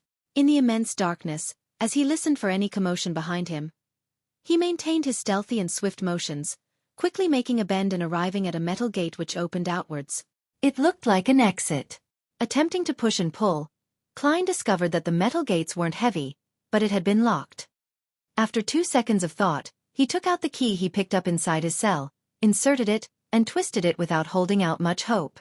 A light click of a latch opening sounded as the metal gates unlocked. That works. Although it's a dream, you can't just have a randomly picked up key be an important item. I originally planned on folding some paper to insert into the keyhole and repeatedly slice at it, bit by bit. Klein slowly pushed open the door as he lampooned while thinking in puzzlement. To his disappointment, what stood behind the metal gates wasn't the exit but a hall filled with junk. Closing the gate behind him in passing, he locked it again and circled around the items randomly strewn around, in search of a possible door or path. A few seconds later, he noticed an inconspicuous black wooden door in a corner. Therefore, he carefully approached it and reached out for the handle. The scene inside naturally appeared in his mind. It was a storage room, and on the right was a full-body mirror. And to its right was a figure wearing a short linen robe. There's someone there? The escaped prisoner? Having been forced to leave his comfort zone, Klein decided to take hold of the initiative in a limited fashion. Therefore, he gently twisted the handle and pushed open the black wooden door. He wanted to gather information on the general situation, so as to determine where to engage in combat or flee at the critical moment in time. Who is it? The figure wearing a short linen robe hurriedly but softly asked. Its voice was filled with despair and pain. An adventurer, Klein succinctly answered. He had already used his night vision to discern the figure's looks. It was a man with a weathered face. He had wrinkles on his forehead and the corners of his eyes and mouth, but his hair was raven black and lustrous. There wasn't a single strand of gray hair. His short linen robe was ancient and simple. His expression was distorted due to the pain. His rarely seen pure black eyes were filled with unconcealed surprise and puzzlement. Adventurer? Why would you be here? Klein maintained a certain distance from the man who was difficult to discern whether he was considered young or old. He stood by the entrance and looked at him. Before asking others, introducing yourself is a necessary form of politeness. As a faceless, just the short act of sizing him up from before had made him grasp the man's features. Apart from the discordant hair and the wrinkles, he had an old gruesome scar on his cheek. The man was startled as he worriedly glanced at the hall. It's best you close the door. We cannot be caught by that devil. Otherwise, the muscles on his face clearly twitched as though he had recalled something nasty. Devil? Klein murmured and extended his hand back to close the black wooden door. The man heaved a sigh of relief and smiled wryly. I apologize. I was indeed impolite. My name is Leo Master, an ascetic of a religious organization. A religious organization? From the looks of it, you aren't a devotee of any of the 7 deities. Klein discovered a problem with his choice of words. If he was an ascetic of one of the 7 deities, he could have directly said it out loud. Even the high priest of the Church of Sun and the bishops of the Church of Storms wouldn't come to blows the moment they met in such a dangerous place. Leo Master said with a self-deprecating laugh, That's right. I worship the original creator. He is an omnipotent and omniscient existence, the source of everything great. He is the beginning and the end. He is the God of all gods. Upon hearing how this person revered the original creator, Klein's first reaction was that it was the Twilight Hermit Order. However, there are also some smaller denominations in the northern and southern continents. There's quite a number of people who believe in the original creator. Klein deliberated as he asked, What's the name of that religious organization? How did you end up here? Leo Master hesitated for a moment before saying, To the far east of the Sonia Sea is where my lord sleeps. His sacred mountain is hidden somewhere there. I led a pilgrimage here in an attempt to witness his miracles to redeem myself. Perhaps it's a necessary test. We were caught by that devil, and one by one we died. Later, I seized the opportunity to escape the cell and hid here, awaiting the devil's departure. Klein thought for a moment before saying, Do you know the name of that devil? What characteristics does he have? Leo Master shook his head, saying in a somewhat puzzled manner, I do not know his exact name, but many pilgrims seem to know him. They call him the Saint of Darkness. Saint of Darkness? A demigod? Is this Leo Master's dream, or is it the demigod's dream? From the outcome of my divination, it's likely the latter. Otherwise, it wouldn't be that dangerous. Klein was about to continue asking which organization Leo Master was from and determine the beyonder powers of the Saint of Darkness when he suddenly noticed the full-body mirror opposite the ascetic through the corner of his eye. In mysticism, mirrors were passages that connected hidden and unknown worlds. It easily brought about terrifying accidents. Therefore Klein, who was in a dangerous dream, carefully walked over and planned on using the powers of a priest of light to destroy the item. No, don't. Leo Master seemed to sense Klein's intention as he cried out softly in horror. Without it, I will immediately die. Klein looked at the mirror again in puzzlement. Although the environment was abnormally dark, the mirror clearly reflected 2 figures. One of them was Leo Master with his numerous wrinkles and raven-black hair. The other was the thin-faced, black-haired and brown-eyed Gehrman Sparrow who wore a cap. At this moment, the Gehrman Sparrow in the mirror slowly moved his head even though Klein didn't make any movements. He revealed a deep, sinister smile towards him. The mirror's surface suddenly rippled as a hand reached out. With just the blinking of his eyes, the Gehrman Sparrow, who looked identical to him, crawled out of the mirror. His face was tainted with an obvious sinisterness due to the darkness cloaking it. How terrifying. Unfortunately, I don't look like Gehrman Sparrow. Therefore you failed to scare me. If Zhou Mingrue came out of the mirror, I might have been woken up out of fright. Klein calmly looked at his counterpart and raised his left hand which swirled with a layer of sunlight. The sinister Gehrman Sparrow smiled as he raised his left hand as well, making a darkness that was made up of magnificence and sinisterness surface on his glove. This corresponded to the powers of a Baron of Corruption. My clone? Klein thought as he raised his right hand expressionlessly. From out of nowhere, he held a short milky white scepter in his palm, and at its tip were embedded blue gems. Sea God Scepter. Although his actions in a dream needed to abide by logic in order to achieve the desired effects, Klein suspected that the illusory world was unable to influence the mysterious space or the gray fog. Therefore, he attempted to simplify the ritualistic process and told himself that the sea god scepter was stored in a similar unique zone in the spirit world. He could retrieve it whenever he wanted. The outcome from his attempt delighted Klein. Indeed, the dream world was unable to differentiate between a unique zone in the spirit world and the space above the gray fog. With the premise of the sea god scepter belonging to him, this sealed artifact at the demigod level was retrieved. It really works. Otherwise, I'd have to engage in an intense battle. Klein secretly heaved a sigh of relief. He similarly believed that the mirror was unable to replicate matters related to the gray fog. The sinister Gammon Sparrow looked opposite him in a dazed state. He instinctively raised his hand, but his right palm was empty. Then he saw countless bolts of silver lightning shoot out, enveloping him inside, causing him to expend one paper figurine substitute after another without being able to escape from the area. With a sizzling sound, a huge ball of lightning illuminated the cramped room which provided no room for dodging. Following that, the Gammon Sparrow from the mirror vanished. For some reason, Klein felt himself immediately turn serene, as though he had become a sage. He turned his head and looked at Leomaster again. "What's the name of the religious organization you joined?" Leomaster trembled as he answered, "Aurora Order." "Aurora Order?" Klein was stunned as he couldn't help but prick up his brows. At this moment, there was a loud clanking outside. The locked gates that opened outwards had seemed to have been kicked open. Thump, thump, thump. The heavy footsteps that sounded like drumming walked towards the corner, seemingly discovering where Klein and Leomaster were hiding. Klein suspected that the lightning storm from before had been sensed by the Saint of Darkness. There's no way of hiding. Klein held the sea god scepter and kicked the black wooden door of the storage room open towards the Saint of Darkness. As the door tumbled, he clearly saw his target's appearance. The knight, who was wearing black full-body armor, had already raised up his visor at some point in time, revealing his deep wrinkled face and some of his bright raven-black hair, as well as the old scar on his cheek. He looked identical to Leomaster. Even the minute features were identical. The only difference was the deep redness that emitted from his eyes. Chapter 655. Dream Analysis. Klein was alarmed. He instinctively turned his body to the side without exposing his back to Leomaster, who was trembling in horror in the storage room.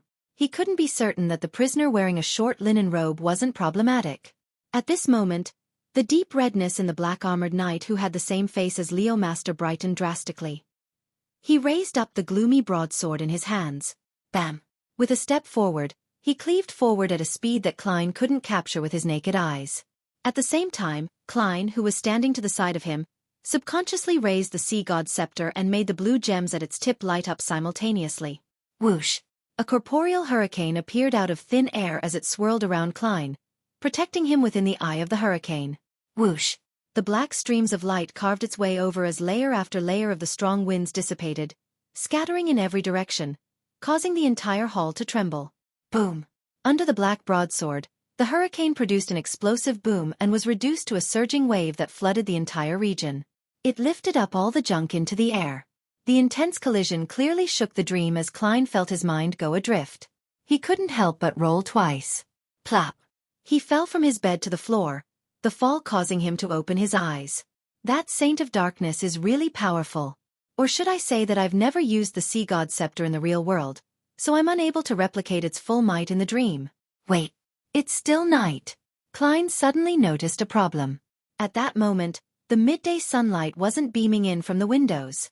His awakening was due to the intense struggle in the dream, not due to a natural occurrence. That also meant that he needed to sleep immediately. Otherwise, he might very well disappear in the dark night, never to be found again. With that thought flashing in his mind, Klein pushed his right hand to the ground, flipping his body up as he flew towards his bed and laid himself down. Then, he imagined the stacked spherical lights and quickly entered his dream. During this process, Klein swept his gaze to the window and vaguely saw the dark night outside. It was quiet and serene without any sense of sinisterness. Meanwhile, he vaguely felt that there was a fog encompassing the surface of the sea relatively far away. Amidst the fog, there was a cathedral composed of rather ancient architecture. It was completely black in color. There wasn't a bell tower, and at the top of it were pitch-black ravens spiraling around it as though they were consecrating or lamenting over something. This cathedral has many buildings around it. There are ordinary two-story residences and simple wooden huts. There are bread shops with hanging signboards and grayish-white mills using water wheels for power. Pedestrians pass through the main streets and alleys with their figures flitting about. Impossible to know of their actual situations. A mirage? The source of the danger at night? All the people who disappeared had lost their minds and went somewhere? Klein woke up from his dreams because he subconsciously considered the questions that he had accumulated. Following that, he forcefully made himself concentrate. He retrieved the sea god scepter from the spirit world's unique zone. He remembered that he was in an intense battle with the Saint of Darkness just before he left the dream. The slightly dim golden light shone into Klein's eyes as everything immediately turned bright. What he could see was no longer the tall knight dressed in black full-bodied armor, nor was it Leo Master, who was dressed in a short linen robe. Instead, he was facing a floor-to-ceiling window that faced the setting sun. The window was very clean and revealed an indescribable sense of purity under the sun's illumination. By the side of the window were tables with their original wooden colors and black high-back chairs. Further away were rows of bookshelves with all kinds of books placed on them. A library? A book repository? Every time I enter this dream world, I'll be placed randomly in a certain area? Klein carefully observed his surroundings and confirmed that it was temporarily safe without the so-called Saint of Darkness or strange evil creatures. He held the sea god scepter and first came to the floor-to-ceiling window and looked at the environment outside. The first thing that he saw was the opulent buildings that covered the opposite mountain peak. The huge palaces, magnificent steeples, and the towering city walls that all appeared frozen in the sunset. It was a visual spectacle. Even though it wasn't his first time seeing it, Klein still held his breath, quietly admiring this miraculous scenery for a few seconds. He then moved his gaze away towards the cliff. He saw the high walls of the black cloister and the withered trees beside the boulders. But as they were blocked, it was impossible to confirm whether Katlia remained in her original spot. Indeed, within a certain radius, it's not possible to leave this region. I'm deep inside the black cloister? Klein retracted his gaze in thought as he walked to the bookshelves. He temporarily didn't have the time to consider what happened between the Saint of Darkness and Leo Master in his previous dream. This was because he needed to determine his current situation. When he arrived by the bookshelves, Klein discovered that the books placed on them had their own names. They weren't blurry and indistinct like ordinary dreams.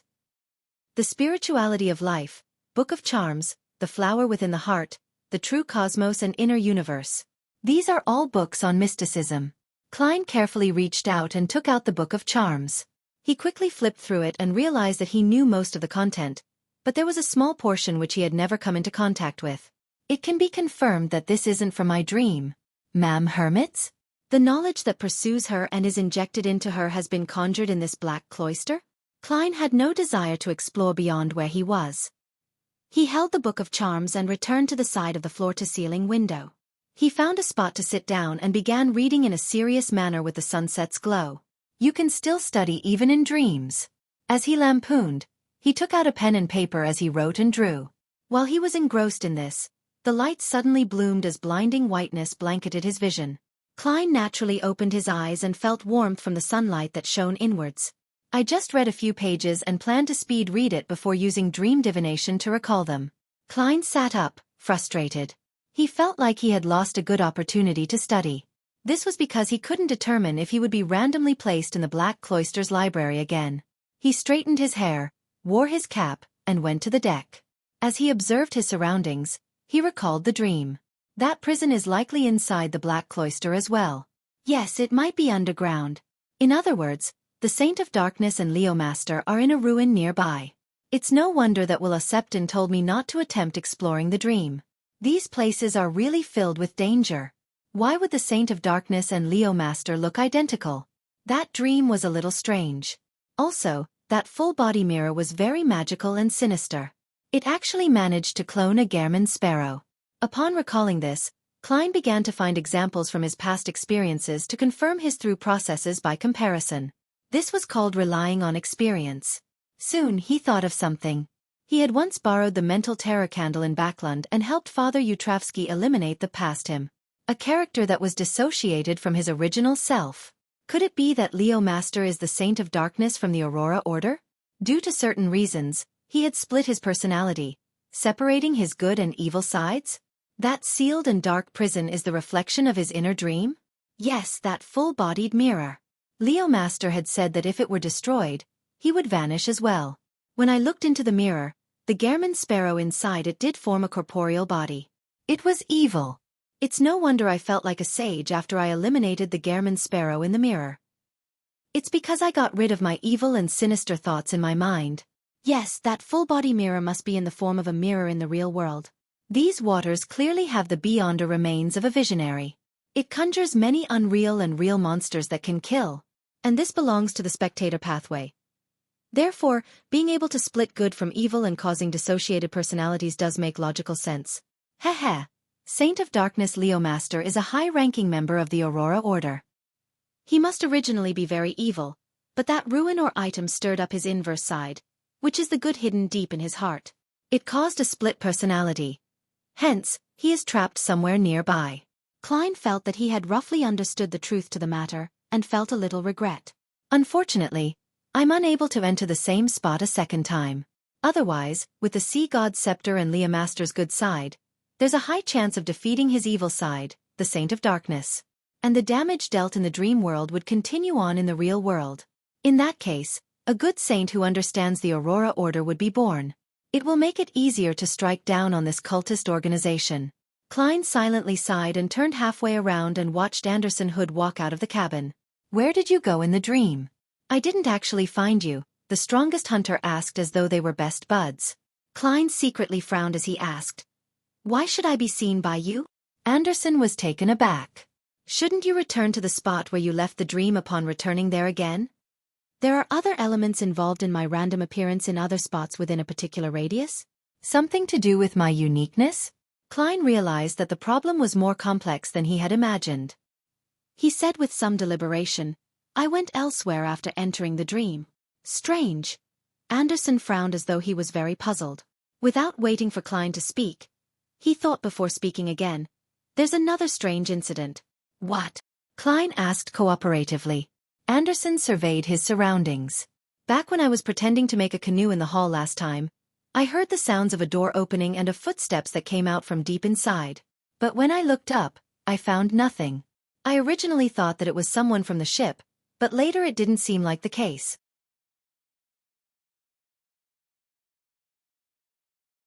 Chapter 656. Crazy Mutations. Someone opened a door deep in the Hall of Murals and came out? A rampager or beyonder creature who was nearby. Furthermore, it possesses the ability to act in dreams? After hearing Anderson Hood's description, Klein began making logical speculations. As his thoughts whirled, he suddenly had a new idea. Could it be the owner of the mysterious eyes that observed me and the deck? It's possible. If that mysterious person has been lurking on the ship the entire time and followed us into these waters, then he'd have to sleep when night falls, so he will appear in the dream world.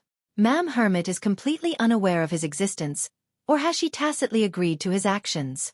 Or he's the trump card that she wields, which is why she isn't afraid of the dangers in these waters when taking on my mission. No, that cannot be determined.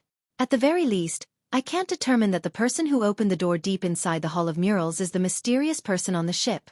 Klein looked at Anderson with a deep, gloomy look before asking, why does it seem unlikely? Back when Anderson Hood mentioned it, he originally suspected that the person who opened the door was a member of the future, but he later felt that it was unlikely. Anderson chuckled. I visited every person on the ship in the dream, and I discovered that no one possesses the ability to act freely in that world except you. Unfortunately, I was pushing open a door outside back then, Klein said calmly. Anderson shrugged and said, I know. That's why I'm not suspecting you. These waters have dangers lurking everywhere. All sorts of unimaginable monsters are active here. Perhaps the person opening the door from before was the stone giant from earlier or a rotting dragon who dreamed of countless treasures. Upon saying this, he leaned against the side of the ship and looked at the sea which was bathing in golden sunlight as he smiled wistfully. I discovered that ever since I escaped the ship sinking crisis brought about by the storm, my bad luck has been decreasing bit by bit. Haha, it's obvious that it's not fixed and wouldn't last forever.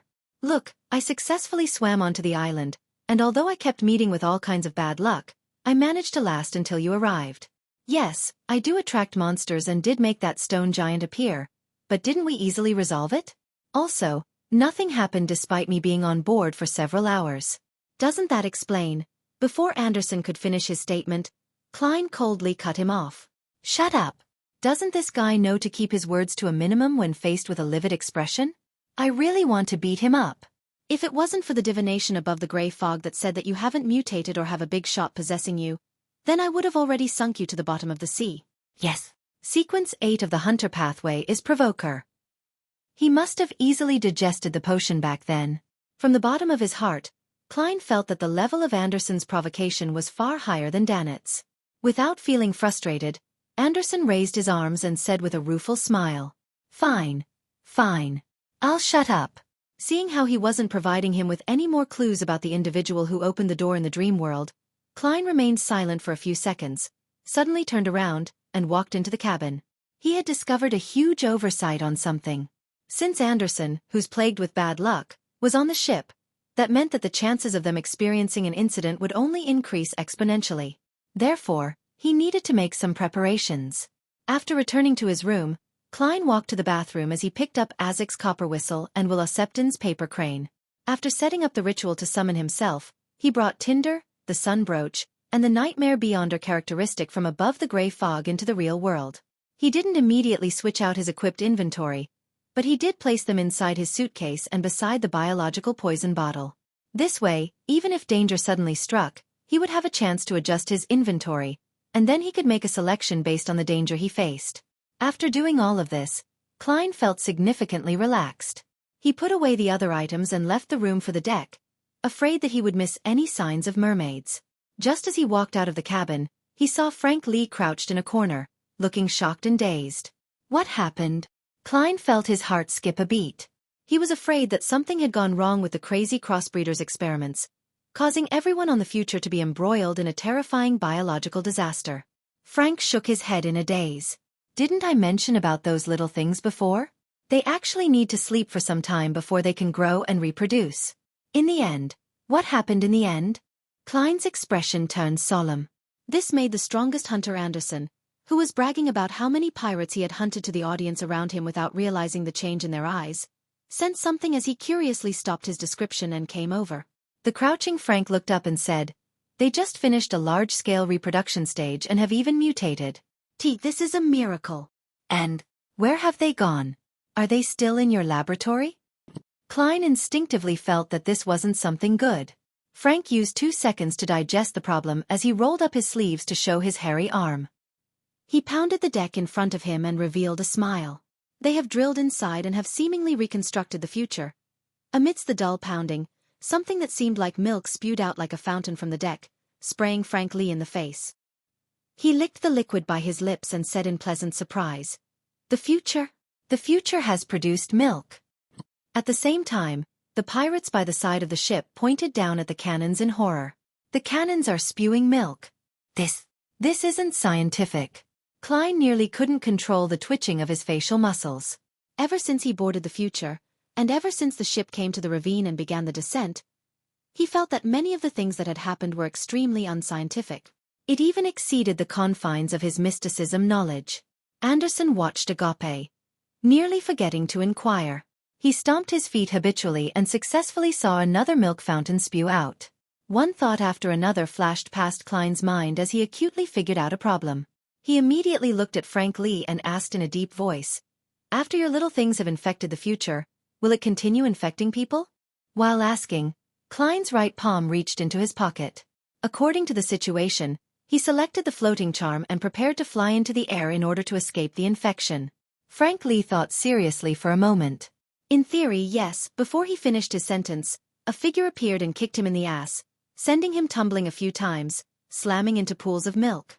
That person was none other than linen shirt Nina, who was draped in a blue jacket. She glared angrily at Frank Lee on the deck as she cursed while hyperventilating. "Aren't you going to finish off those darn little things of yours? Did you do this while thinking that my breasts aren't big enough?" All right." Frank Lee patted his ass and said unwillingly. At this moment, Klein had already taken out his charm and softly chanted, "Storm."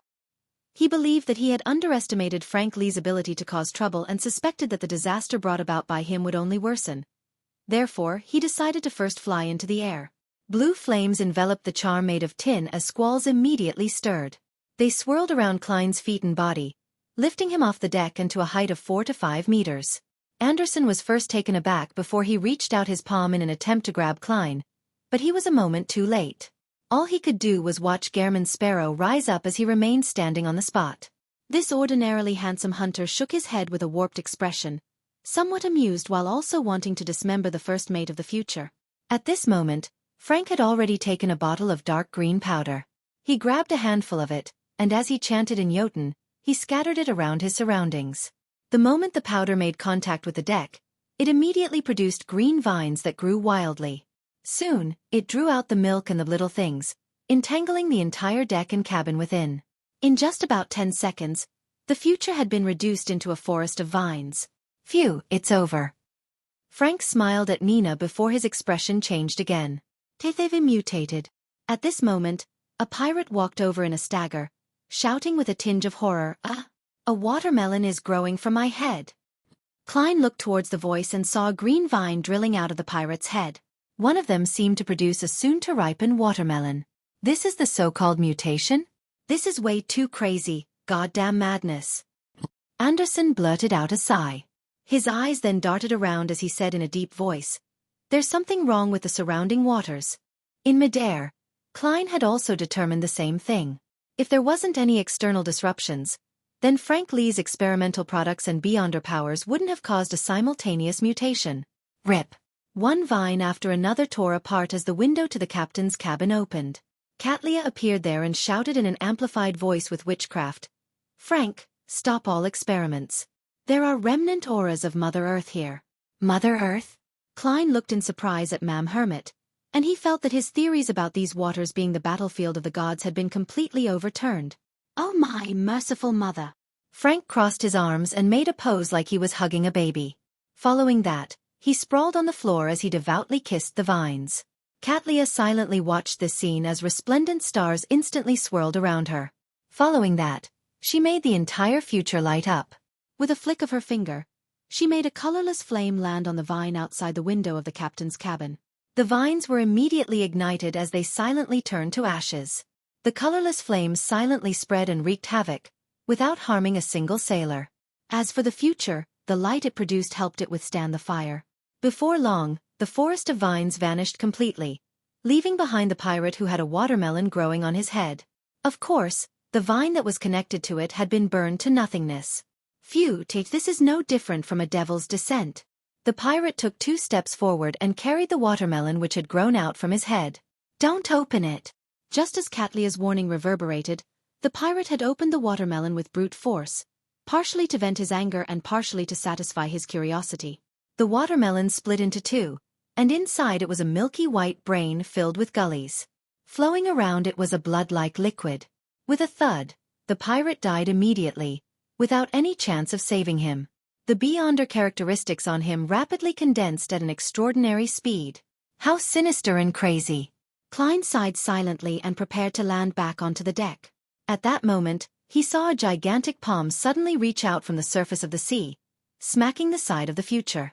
The 5 fingers of the palm were long, each almost half a meter long.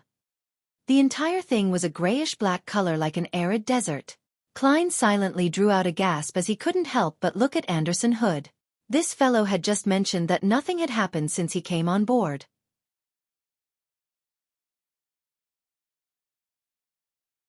Chapter 657. Terrifying vitality. The grayish-black hand grabbed the side of the ship and quickly hoisted it up, revealing the submerged parts, inch by inch. Through the blue water waves, Klein saw a huge grayish-black shadow. Following that, squirming flesh occupied his entire vision. The monster seemed to be an amalgamation of countless blackening or graying corpses. Attached to the 2 gigantic palms were withered-looking arms that resembled dry timber. The arms stemmed from a corpse that was suspected to be from a giant. This giant's single eye was shut tightly as a few heads were stuck to its neck. And further down these heads were incomplete scaly fish, lizard bodies, or warped human corpses. Layer after layer, they formed flesh that appeared like a floating island. From the different corpses and the connections of the crevices, a yellowish-green gas was emanated and spread to its surroundings as though it was enveloping the entire area. Cough, cough, cough, cough. Just the smell of it had made many sailors on deck cough violently. It was so bad that they couldn't even straighten their backs. Upon seeing this scene, Frank Lee didn't hesitate to take out the materials inside a hidden pouch on his belt. He showcased his corresponding Beyonder powers, but to his surprise, Catlia's voice rang in his ears. "Frank, stop. Help Nina command the sailors to get them to adjust the sails." "Why?" Frank Lee subconsciously asked in return. "In this area, the supernatural matters within the authority of Mother Earth will mutate, including your powers." As Catlia spoke, she extended both her palms forward and pressed down on a particular spot on her desk. The symbols and the magical labels on the future immediately became more pronounced as they lit up one after another, converting the entire ship into a resplendent sea of stars. They seemed to correspond to each and every point of starlight that swirled around Catlia's body. The spreading yellowish-green gas was kept out as Klein began floating towards the window of his room from the closest wall. The coughing pirates felt alleviated, and under the lead of Bosun Nina and First Mate Frank, as well as the instructions of Otolov, they quickly adjusted the sails and attempted to make the future escape from the nearby waters in order to escape the influence of the mutation effects. However, the grayish-black colossal monster had held back the front of the ship, and the body beneath the water had connected to unknown parts of the ship in order to hold the future, preventing it from advancing forward.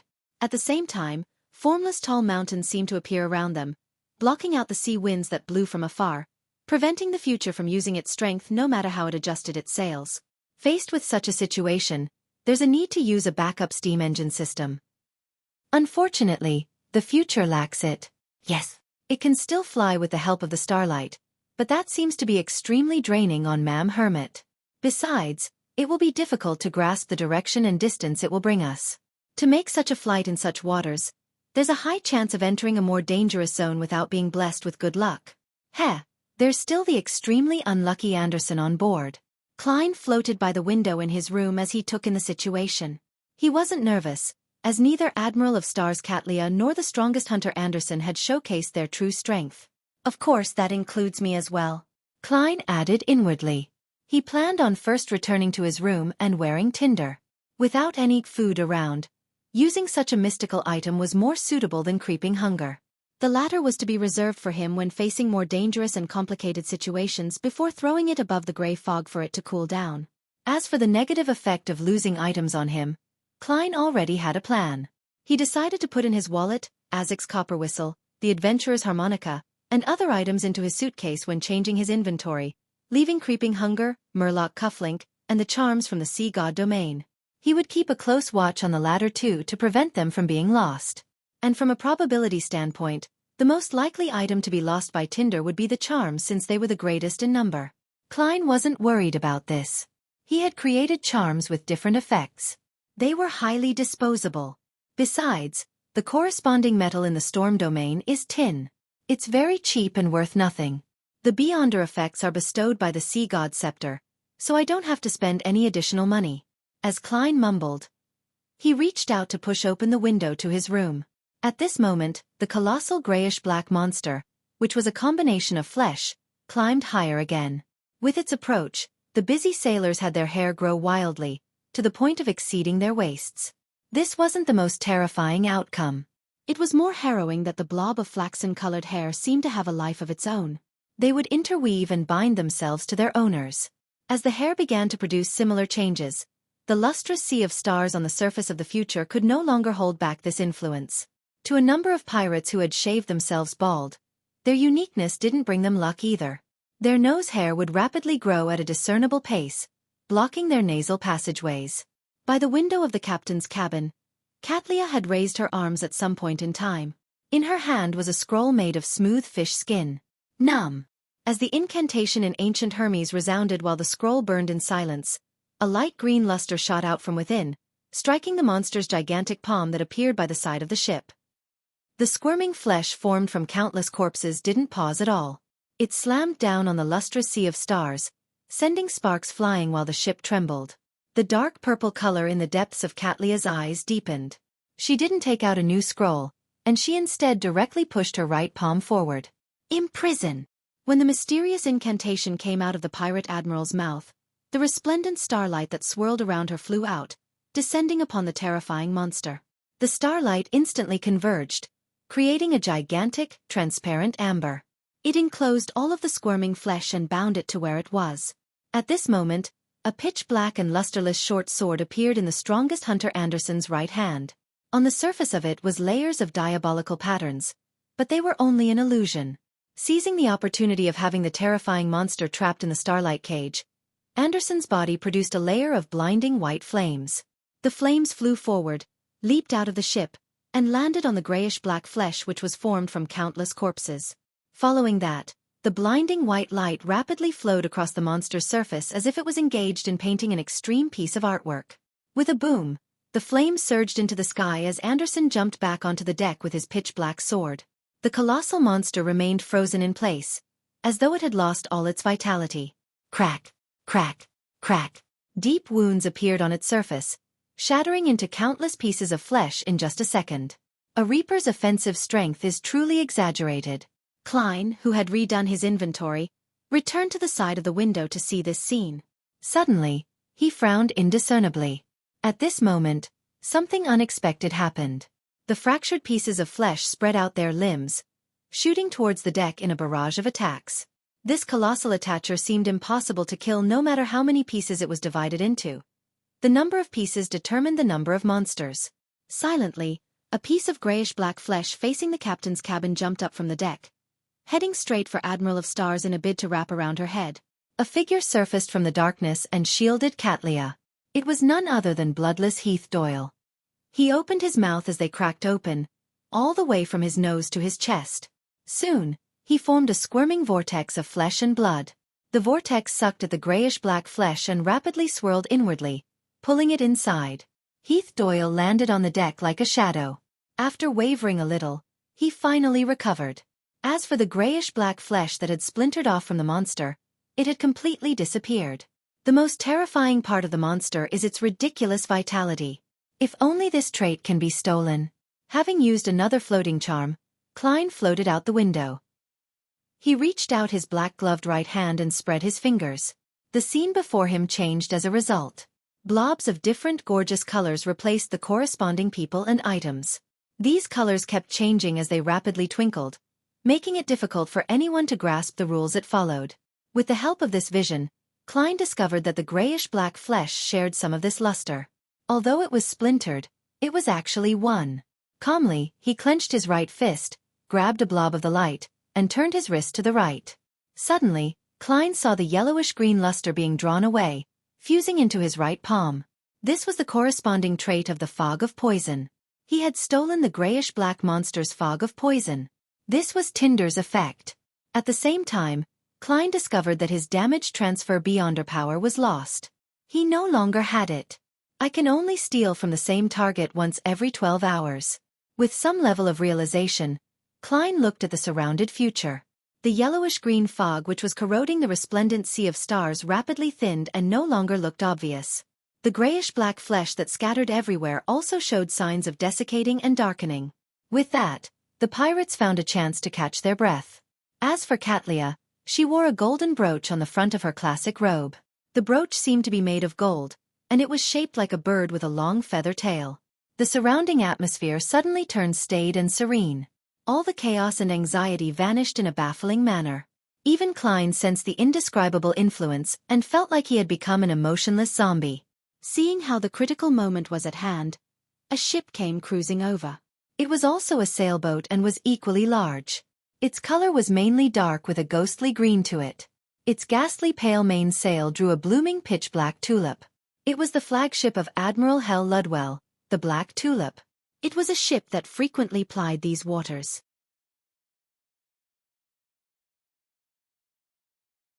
Chapter 658. 55,000 pounds. The Black Tulip. Admiral Hell Ludwell. This is jumping out of the frying pan and into the fire. Aren't we a little too unlucky?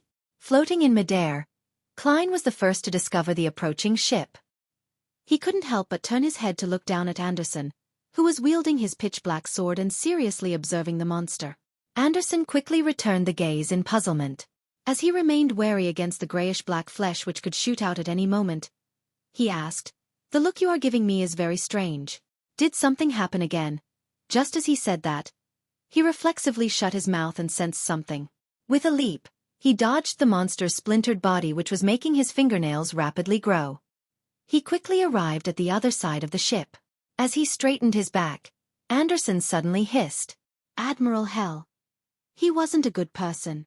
As a pirate admiral who was infamous for killing indiscriminately, he didn't have any psychological burdens when it came to earning profit by fishing in troubled waters.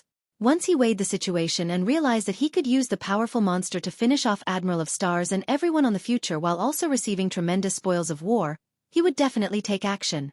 "My bad luck hasn't decreased at all. It has only switched to a lump sum withdrawal?" Anderson's expression warped.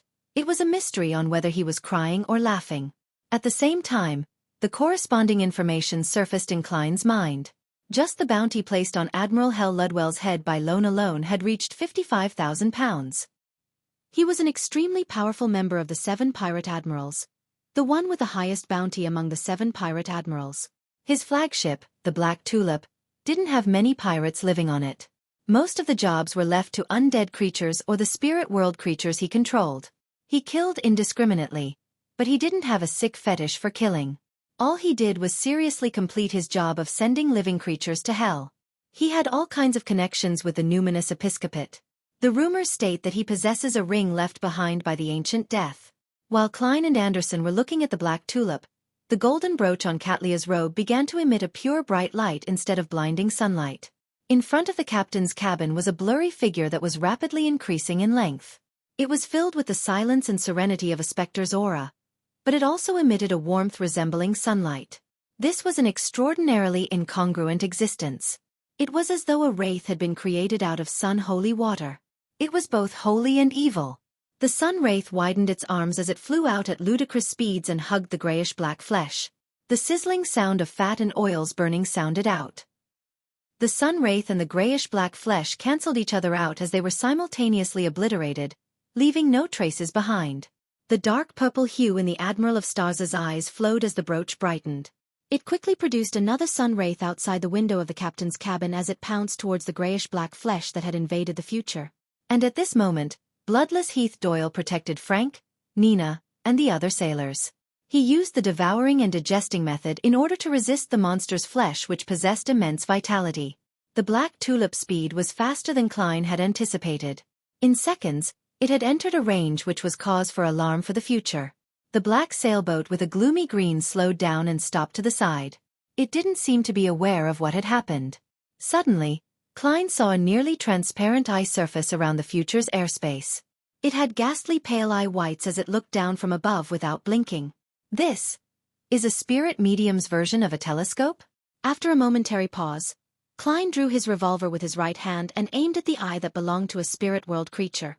At that moment, he was somewhat hesitant. As the crazy adventurer, Gehrman Sparrow, to directly fire was the choice that matched his persona the best.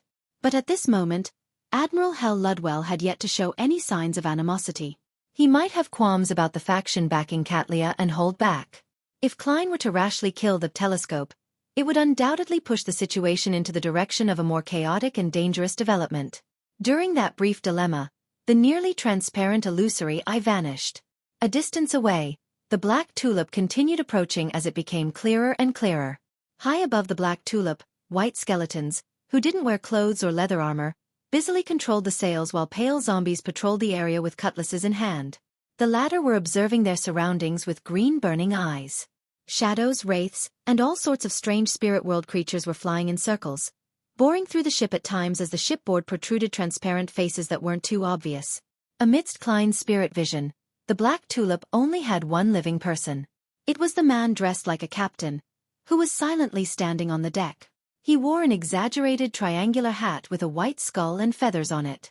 He wore a lace-trimmed white shirt and a heavy and magnificent brown coat. The oxhide belt which held his white tights had a thin rapier hanging off it. The man wore a silver mask. His facial features and contours were hidden within. The holes that depicted his eyes, nose, and mouth had cold lines that left one shuddering. This matched the rumored image of Admiral Hell Ludwell. Where are his first mate, second mate, third mate, and bosun? Klein was first surprised at the lack of living personnel on the Black Tulip before quickly coming to a realization. Just like how the third mate, the gunner commander, and many of the sailors of the future were sent to the other ships of the pirate crew, Only the minimum number of personnel were used to enter these waters. Admiral Hell Ludwell didn't let his weak subordinates follow him. After all, he could control the undead and spirit world creatures to steer the ship. At this moment, the Black Tulip clearly turned around and aimed its starboard side over. As Admiral Hell Ludwell touched his silver mask, a salvo of shots rang out. Cannonballs flew over, some falling into the sea before they came close, producing splashes. Others overshot and fell somewhere even further away. This was a calibration shot. Soon, the Black Tulip produced a second volley of bombarding cannon fire. Klein was just about to activate Creeping Hunger and use the Baron of Corruption's distortion power to change the target of the cannonballs, sending them further away when he saw Anderson Hood raise his right hand and push it forward. Orange-yellow fire ravens instantly condensed as they accurately flew out to intercept each and every cannonball. Boom! Boom! Boom! Blinding flames were emitted in midair as debris scattered. It was as though dozens of fireworks were set on display. I have to say that a pyromaniac's powers are very useful at sea. It's a mystic version of a ballistic missile defense system. However, this is because Anderson is the strongest hunter and has already reached Sequence 5. If it were Danitz, there's no way he could block them all. It would be pretty impressive if he could trigger half of them.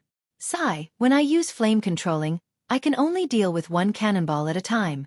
As Klein sighed, the Black Tulip ceased its bombardment and changed its speed again, closing the gap between it and the future. As it approached, the surface of the sea between the two gigantic sailboats, which was dyed with golden sunlight, rapidly turned black. It didn't look like ink, but the darkest night without any moon or stars. Translucent and illusory ferocious creatures crawled out of this dark sea. Pale corpses reached out their palms, which had rotten flesh dangling from them as dark red or cold flames emerged, forming pairs of eyes. Suddenly, the area seemed to turn into the entrance to hell. All kinds of undead creatures floated on the surface of the sea in dense numbers as they charged forward like an unending tidal wave. Anderson looked back at the sun wraiths which were obliterating the grayish-black flesh, and he knew that Admiral of Stars was at a critical moment in dealing with the terrifying monster. All he could do was draw a gasp and look up at Gehrman Sparrow with a bitter smile. Just as he was about to press his hands onto the shipboard to create scarlet flames that spread outwards to prevent the invasion of the undead army, he was surprised to see Gehrman Sparrow turn around and fly back into his cabin. He fled? No way.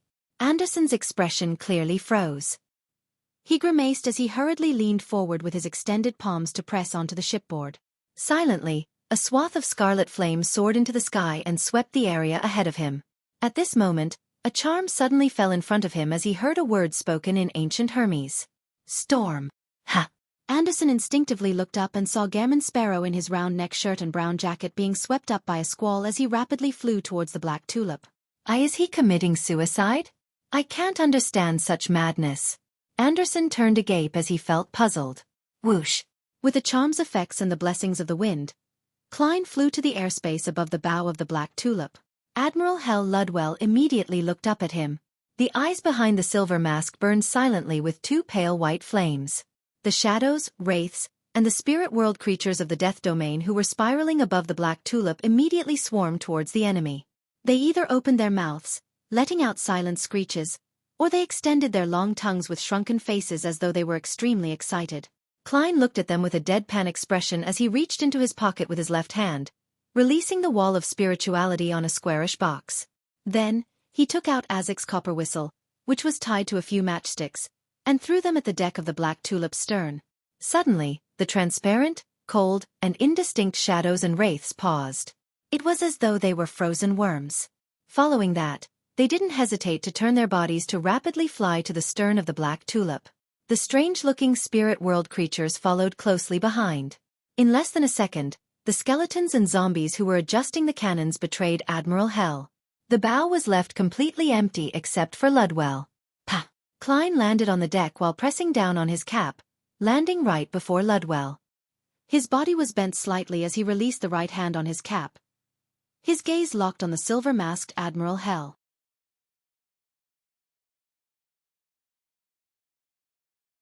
Chapter 659. This Beyonder power is very powerful on the future. Anderson Hood pressed his hands on the shipboard and saw the undead army in the pitch-black sea recede like the tide. They rushed over one another and surged for the stern of the Black Tulip. He saw Gehrman Sparrow press his cap with his right hand while he descended from the sky before landing opposite Admiral Hell Ludwell. Such a scene was illuminated by dark red or gloomy green light. With the accentuation from the wraiths, shadows, and all sorts of strange spirit world creatures, there was an indescribable sense of beauty. Cool. As expected of the craziest adventurer, Anderson praised from the bottom of his heart before recalling something. Gehrman's sparrow had apparently thrown a charm in front of him before flying over. Furthermore, he had specially demonstrated the incantation to activate the charm. His intent is... Anderson Hood moved his gaze down and discovered a charm made of tin at his feet. On the black tulip, Klein, whose body was slightly bent while his eyes were locked onto his enemy, wasn't actually as cold and calm as his expression depicted. Anderson better fly over with the charm. There's a high chance that I can't deal with him alone. It might even be very dangerous. While his eyes reflected the silver mask and the two pale white flames, Klein silently prayed. As the mysterious eyes that observed the deck and himself existed, as well as the door opener in the dream world which Anderson Hood had mentioned, he cautiously gave up the idea of immediately praying to himself in order to use the sea god's scepter above the grey fog to respond. He also warned himself not to expose such matters unless he was in dire straits. He believed that creeping hunger and tinder, together with the various beyonder powers of magician and the charms of the sea god domain, gave him the ability to fight Admiral Hel Ludwell. As for Azek's copper whistle, it could attract undead creatures or spirit world creatures that were inclined to death's domain. It could neutralize the most powerful means of a powerful spirit medium. For a sequence 5 beyonder of the death pathway, as long as it didn't exceed a certain number, one would often choose to overwhelm their enemy with numbers when facing a certain number of mid-sequence beyonders. However, Klein didn't believe that he alone could defeat Ludwell in such a situation or even kill him. Firstly, the battlefield would be held on the Black Tulip. Considering how Admiral of Stars could use the future, anyone with a brain knew that such a situation wasn't optimistic. Secondly, Ludwell was the most senior pirate admiral at the moment. He had the two powerful factions, the King of the Five Seas and the numinous Episcopate, backing him. The mystical items and sealed artifacts he had might not be any weaker than Klein's or might even exceed his. In addition, many rumors indicated that he possessed a ring that was left behind by the ancient Death. Along with the fact that his sequence was lower than Admiral Hel, Klein was not only lacking in the adrenaline of a pending successful hunt or of performing great acting in the role of a crazy adventurer, but he was also tense and anxious. He didn't dare to be careless. All he wished was that the strongest hunter who was plagued with bad luck would quickly fly over. Only when two people of equivalent strength allied together could they have a small chance of defeating or resisting Ludwell, who had lost his undead army. It also gave Katlia and her pirates time and space to finish off the pieced-together monster. Just as this thought flashed across his mind, Klein didn't hesitate to launch an attack. He made the fog of poison which he stole with tinder spread. No one could see the uneasiness and worry in his heart. Wearing an exaggerated triangular hat and silver mask, Ludwell raised his clenched left fist, spread his fingers, and aimed his palm at Klein. Instantly, the deck of the bow was enveloped by a harrowing yellowish-green fog. And in front of Ludwell, an illusory glow exploded. Following that, a point spiraled and collapsed inwardly, outlining a blurry bronze door whose two sides swung open. The bronze door was covered in all sorts of mysterious patterns. It had an indescribable heaviness and silence to it. With a creak, the door shook and cracked open a little. Behind the gap was endless darkness, as though it was the deepest and darkest night. Indescribable pairs of eyes were hidden in the darkness behind the door. They were densely packed and everywhere, but it was impossible to discern their actual bodies. Skinless arms covered in blood, along with greenish-black vines with baby faces reached out. Palms with mouths filled with teeth grabbed at everything beyond the door as they screamed, laughed, sobbed, yelled. This brought a terrifying suction force. Out of nowhere, cold hurricanes that sent chills down the bones stirred, pushing objects towards these strange creatures and the gap in the bronze door. The yellowish-green fog of poison was instantly cleared as Klein couldn't help but lean forward as he stumbled. The glove on his left palm immediately turned pitch black. It had the sinister feel of the night and the grandeur of the cosmos. Klein's brown eyes darkened as he spread out his left arm to the side in a gesture of politeness. The terrifying suction force that swept the bow's deck suddenly changed direction, grabbing the skeletons and rotting zombies that were rushing to the stern, and it threw them into the gap of the door. They were bound by the greenish-black, baby-faced vines and bloody arms and were pulled behind the bronze door where the countless eyes were. Distortion. Baron of Corruption's distortion. Klein had distorted the target of the mysterious door, and he used the skeletons and zombies on the Black Tulip to substitute himself. Despite that, he was still affected by the remnant forces of the tremendous suction force. He found it difficult to take a step, preventing him from fully making use of his nimble and agile traits. The cap he wore had already been blown up by the hurricane and was spinning in midair. It seemed to take flight as it pursued the undead creatures that had been sucked away. At this moment, Admiral Hal Ludwell, who wore his exaggerated triangular hat, raised his right hand again and extended his palm. The right side of his upper body rapidly turned illusory, as though it belonged to that of a specter or wraith. His arm kept extending and instantly covered quite a significant distance as his pale palm grabbed at his enemy. Whoosh! The noise from the hurricane suddenly vanished as soft sobbing sounds drilled into Klein's ears, causing his body to turn numb, as though his blood had frozen. As the pale palm approached, he seemed to be possessed by a wraith or evil spirit. He couldn't produce an effective response as he watched death approach. In despair, he felt his vitality deplete at an increasing rate. Without any resistance, Ludwell's pale and illusory right palm grabbed Klein and squashed him into a thin paper figurine. The paper figurine was covered with signs of dark green corrosion. Soon, it was shredded to dust under the hurricane that never stopped. To the side of the bronze door, Klein's figure surfaced again. His left glove had already been dyed with the color of pure sunlight. He immediately straightened his body and spread open his arms. Golden flame swirled around a pillar of holy light that descended from the sky, striking the bronze door which was covered in mysterious patterns. Sunlight suddenly burst out, and it was so blinding that it made it almost impossible for Klein to open his eyes. As for the terrifying door which Ludwell had created, it had begun shaking and turning slightly blurry. Even the extraordinary suction force from behind the door had weakened. More than half the greenish-black baby-faced vines and the bloody arms were vaporized. However, even more strange arms and distorted creatures attempted to squeeze out from the opening in the door. Just as Klein was about to continue using the Priest of Light's light of purification to purify the bronze door, Ludwell's pale palm swiped down wildly. Klein hurriedly dodged to the side as he kept rolling to avoid the remnant effects of the hurricane and the soul-sucking palm. 1 roll, 2 rolls, 3 rolls, and his body abruptly bounced up in a diagonal fashion. At some moment in time, creeping hunger had already appeared to be made of gold. Admiral Hell's silver mask was the first thing that was reflected in Klein's eyes. It included the pale flames in his eye sockets. Following that, 2 bolts of lightning brightened from the depths of his eyes. Interrogator's psychic piercing. At this moment, a black, square-shaped ring on Ludwell's left index finger produced a slight glow. Immediately a scene appeared in Klein's mind.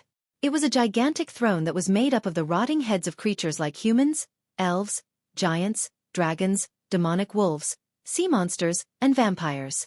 On each side, there would be miniature transparent faces of wraiths, shadows, and evil spirits. They were filled with hatred, viciousness, and indignation. Suddenly, Klein felt as though his head had been struck by an axe.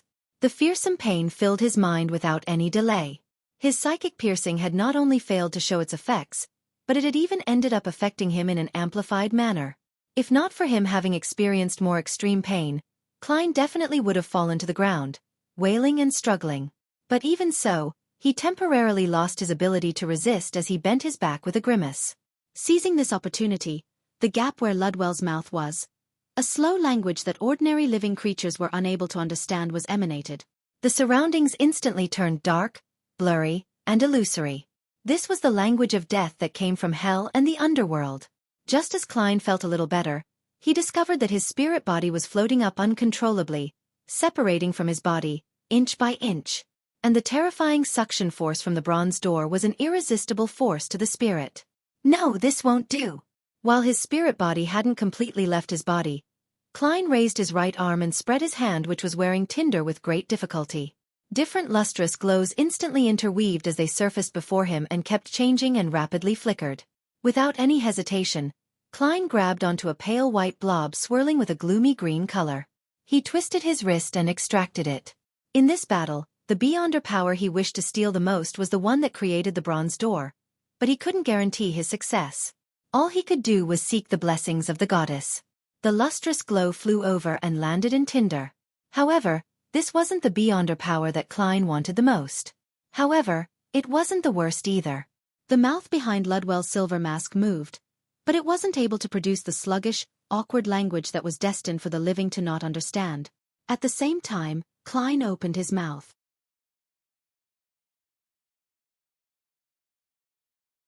Chapter 660. Behind the mask, one syllable after another of distorted, incomprehensible, jarring, and indecipherable words slowly spewed out of Klein's mouth. It made the hurricane produced by the bronze door's terrifying suction force to instantly calm down, cloaking the already dim surroundings with a deeper gloom. Only at this moment did he know that the beyonder power which Admiral Hell Ludwell had just used was known as the language of the dead. It could circumvent the protection of one's flesh and blood, so as to target the spirit body. It belonged to an advancement in a spirit medium's powers. It could go from direct communication with spirits to that of commandeering, to the point of enslavement. Living creatures were unable to understand the resounding language. Ludwell couldn't help but freeze on the spot. A transparent layer rapidly surfaced on his pirate captain attire. His spirit was being tugged at by an illusory power. At this moment, the black, square-shaped ring on Ludwell's left index finger produced a faint glow.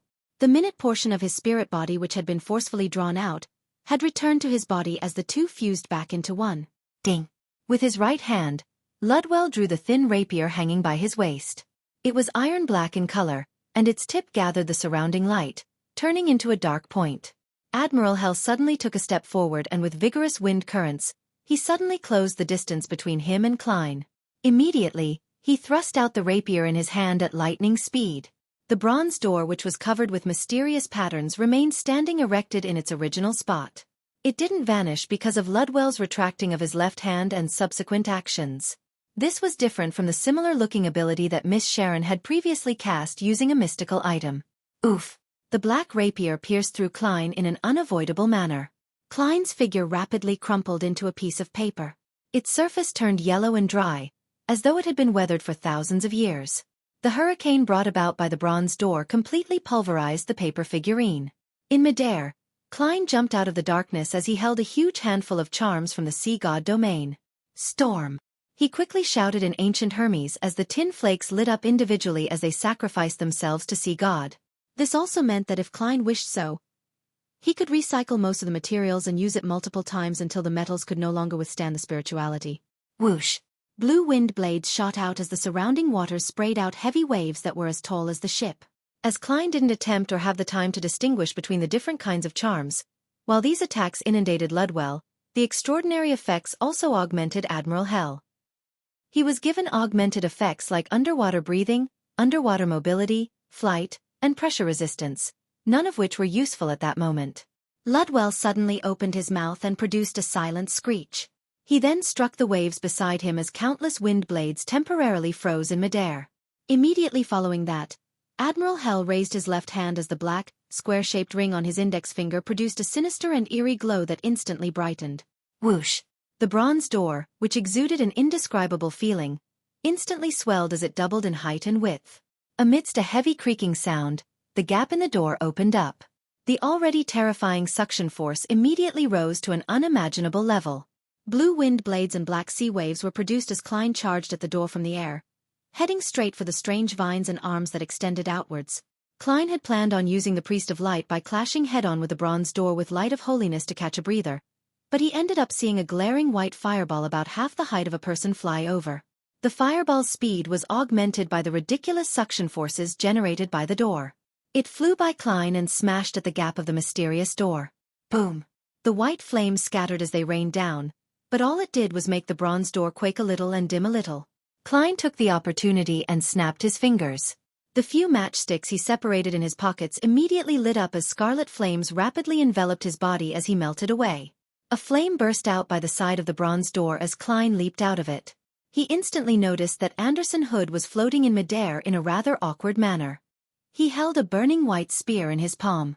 The strongest hunter had finally arrived, but he just appeared unaccustomed to flying. When Ludwell looked up and saw this scene, the pale white flames behind the silver mask clearly jumped twice. Clearly, he never expected that the future had two other powerhouses at the Pirate Admiral level apart from Admiral of Stars Catlia. Furthermore, they wielded pretty good mystical items and sealed artifacts. At this moment, Ludwell suddenly raised his hand and pressed down on his face, surprisingly taking off his silver mask.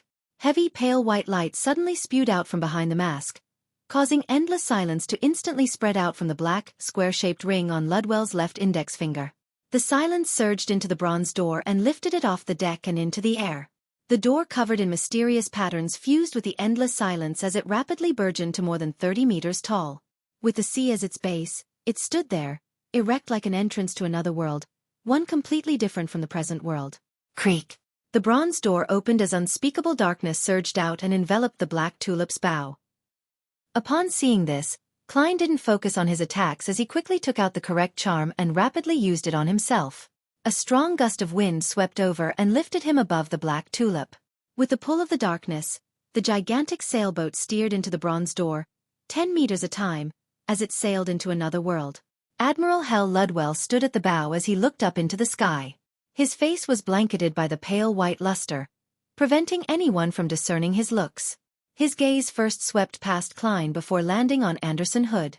He seemed to make a mental note of these two hunters, but he didn't make any further attempts to attack.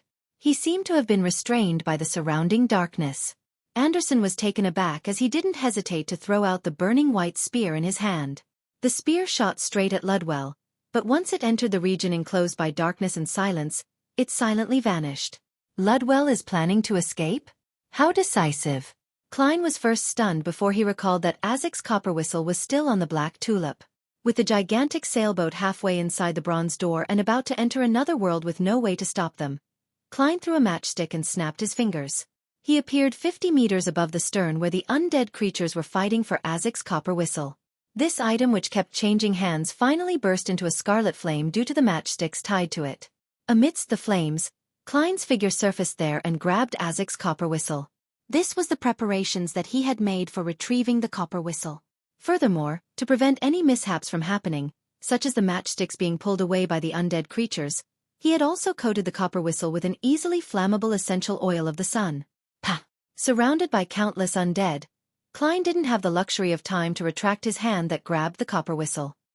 He immediately snapped his fingers again. At this moment, transparent, rotting, pale, or illusory hands grabbed him. The matchstick Klein had previously thrown into the air ignited in midair as it produced a flame. His figure quickly materialized amidst the flames. His face was livid and his lips were white. Having been grabbed by countless shadows, wraiths and undead creatures, Klein felt that the depths of his spirit body was ice cold. He couldn't control his body as he plummeted into the sea dyed in gold.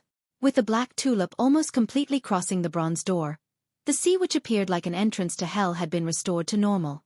Klein sank a few meters and swallowed a few mouthfuls of bitter and astringent seawater before he ultimately recovered. Thankfully, I was sufficiently prepared. As this thought flashed past his mind, he suddenly felt something amiss. By wearing the Murloc cufflink, he had the passive ability to breathe underwater for 10 minutes. He shouldn't have drank mouthfuls of water. Klein suddenly turned his head and looked at his wrist, only to realize that the blue cufflink had detached itself at some point in time. It's lost. Tinder lost it. I was on the black tulip the entire time. Klein splashed a few times and floated to the surface, just in time to see the gigantic sailboat's tail meld into the darkness as the bronze door slowly closed. He instinctively swam forward a few seconds before ultimately stopping. He selected one of his remaining charms and gave himself the Beyonder effect of underwater breathing. In midair, Anderson Hood clicked his tongue when he saw this. This fellow is really crazy. He's actually trying to engage in pursuit. At this moment, the starlight above the future fell and condensed into a long bridge that extended over. Katlia had finally finished off the grayish-black monster with immense vitality. What a pity! If only Admiral Hell had hesitated a little and didn't flee in such a timely fashion. Anderson Hood sighed silently and firmly landed on the star bridge. As he watched Gehrman Sparrow fly over, he was just about to greet and praise him when he saw the cold and gloomy expression. Anderson instinctively made way and chuckled dryly, allowing Gehrman Sparrow to walk past him. After returning to the future via the star bridge, Klein held back his effusing emotions and watched Frank Lee walk over and give him a thumbs up. You're the craziest fellow I've ever met. You actually dared to board the Black Tulip alone and single-handedly challenge Admiral Hell. You even returned alive. Sorry, in terms of craziness, I'm far inferior to you, Klein thought in response. At this moment, pirates with long or disheveled hair expressed their astonishment and amazement. In such an atmosphere, Klein closed his eyes and felt his faceless potion completely digest.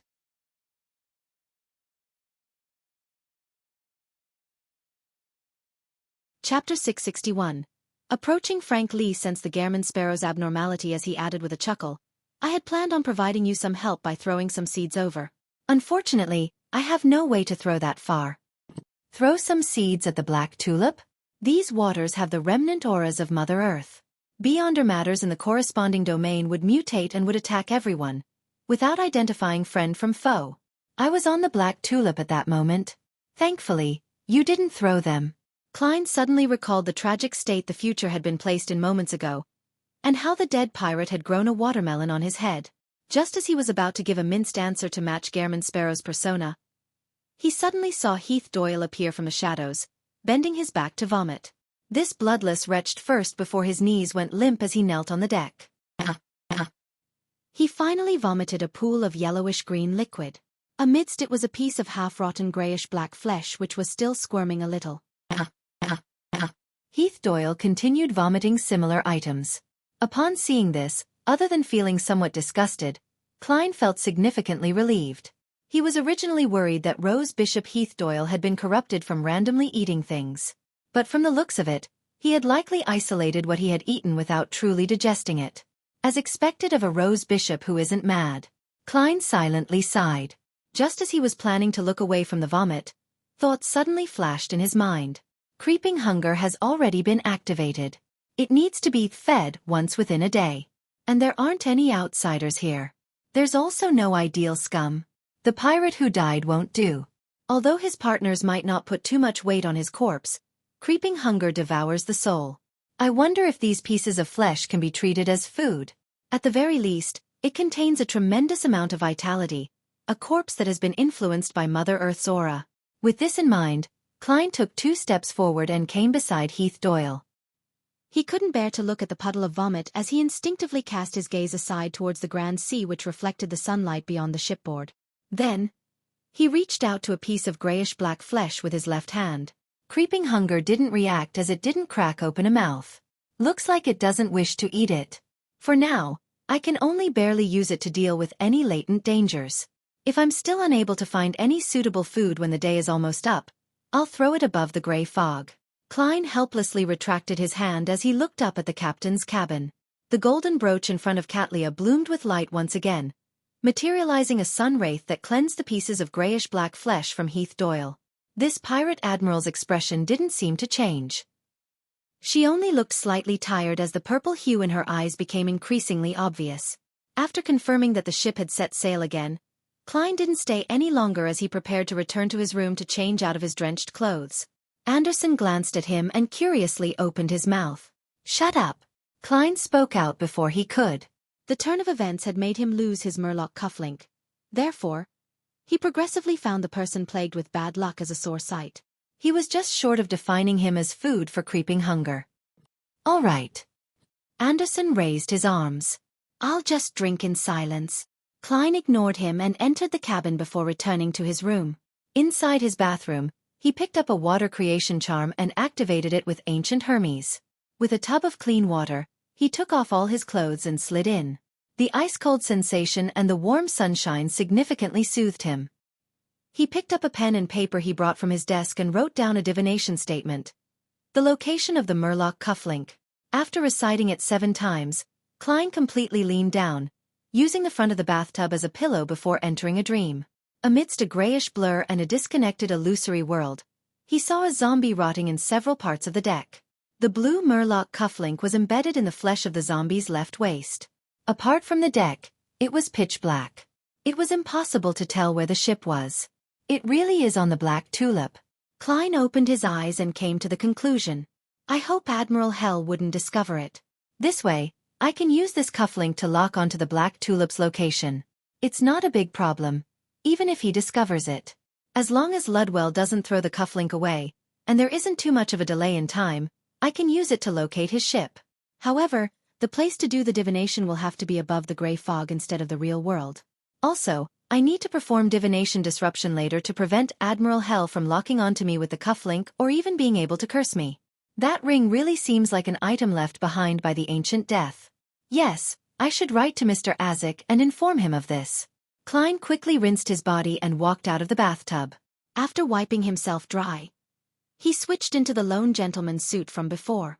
He first adjusted his inventory and washed his clothes before unfolding a piece of paper, taking out Azik's copper whistle. Standing beside the desk and looking at the objects on it, Klein hesitated when he extended his right hand.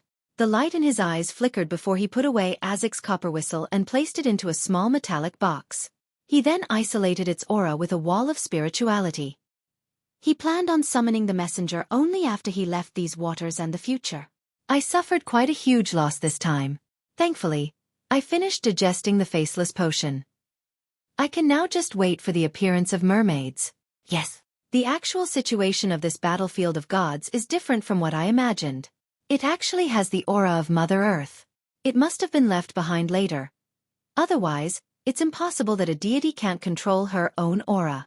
None of the 8 ancient gods in the Second Epoch wielded the authority of the Earth domain. There are some suspects among their subsidiary gods, such as Giant Queen, Goddess of Harvest Omabella, or Goddess of Life who's subsidiary to vampire ancestor Lilith.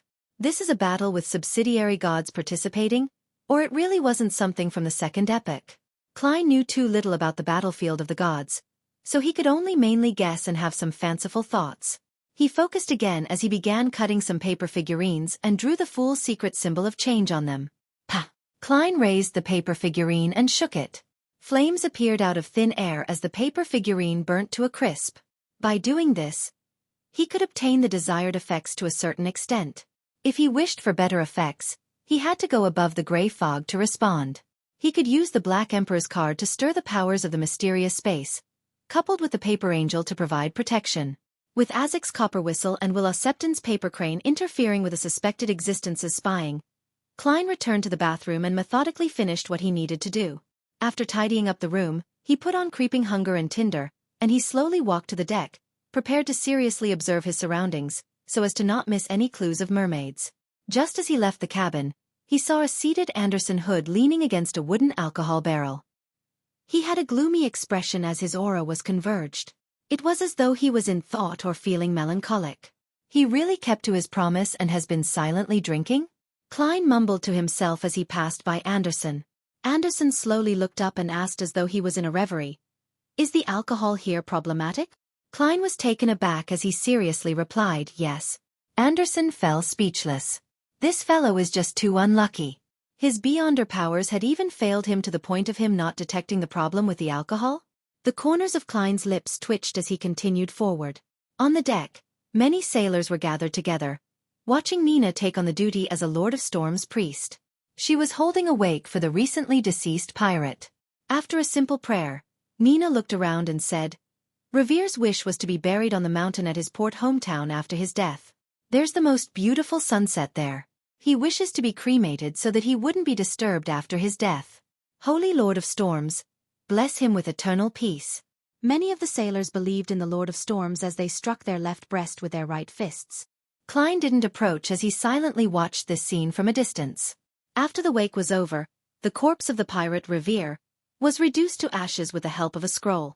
Klein silently sighed as he inwardly drew a crimson moon. For the rest of the day, the sunlight remained brilliant as it continued being midday. The future circled around several ruins as it ventured deeper into those waters. At some point in time, Anderson had recovered and arrived beside Klein. He shot him a glance and pointed to the buildings that were submerged ahead.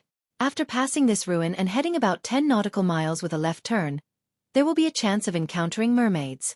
Finally, Klein was just about to answer when the sky suddenly darkened. The sunlight subsequently vanished. Night had fallen again. Without another word, he returned to his room and got into bed. Soon, he found himself awake in his dream. Clean floor-to-ceiling windows stood before him. There were also neatly arranged tables and chairs, as well as bookshelves filled with books. He had returned to the spot from where he had previously left the dream. He was back in the library. As the glow of the sunset shot in, it cloaked every object with a faint layer of gold.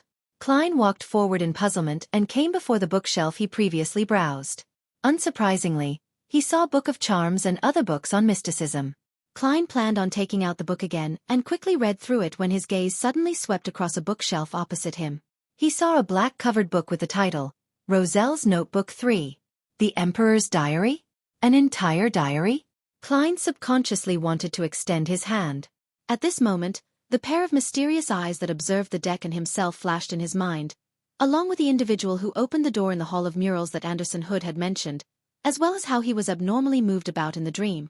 Klein retracted his gaze and took out the Book of Charms again. He came to a long table, sat down, and began quickly browsing through it. Suddenly, he heard footsteps approaching from the depths of the library. Klein instantly tensed up as he slowly lifted his head. The first thing that he saw was a pair of black leather boots.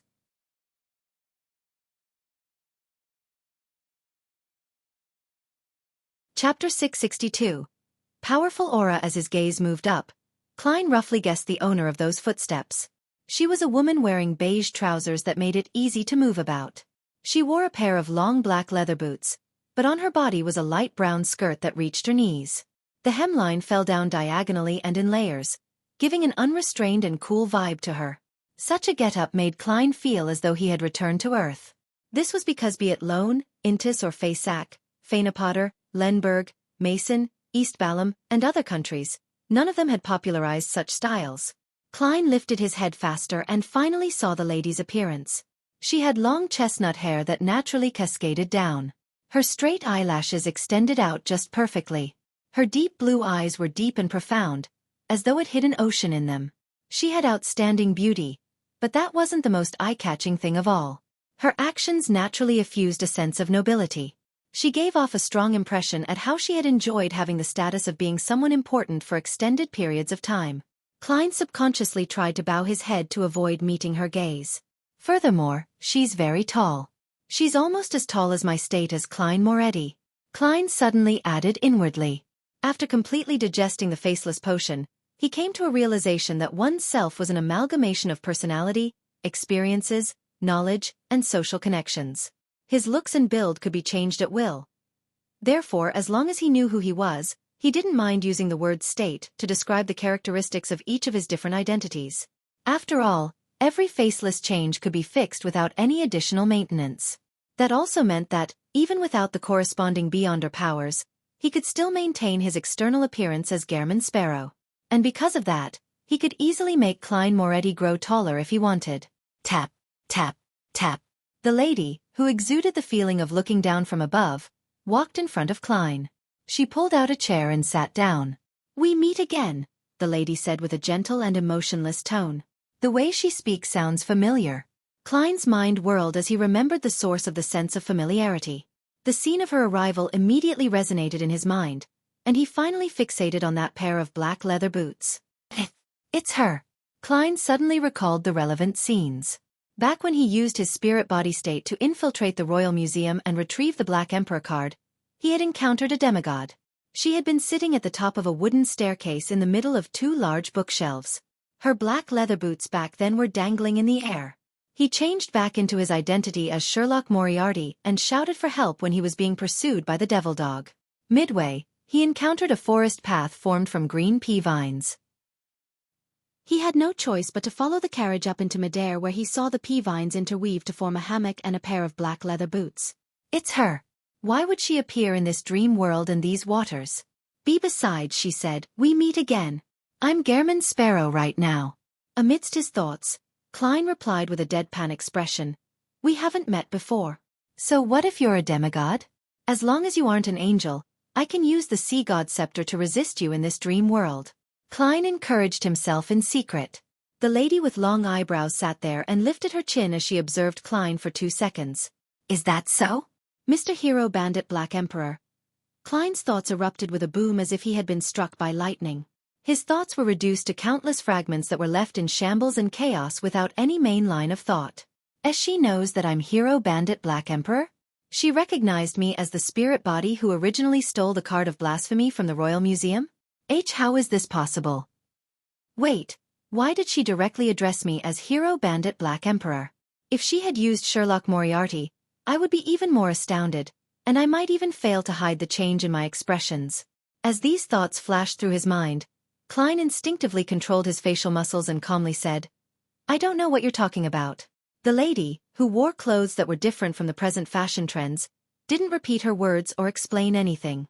Instead, she said in a direct manner, "Your identity as Gehrman Sparrow was provided by me." Klein instantly felt his scalp tingle.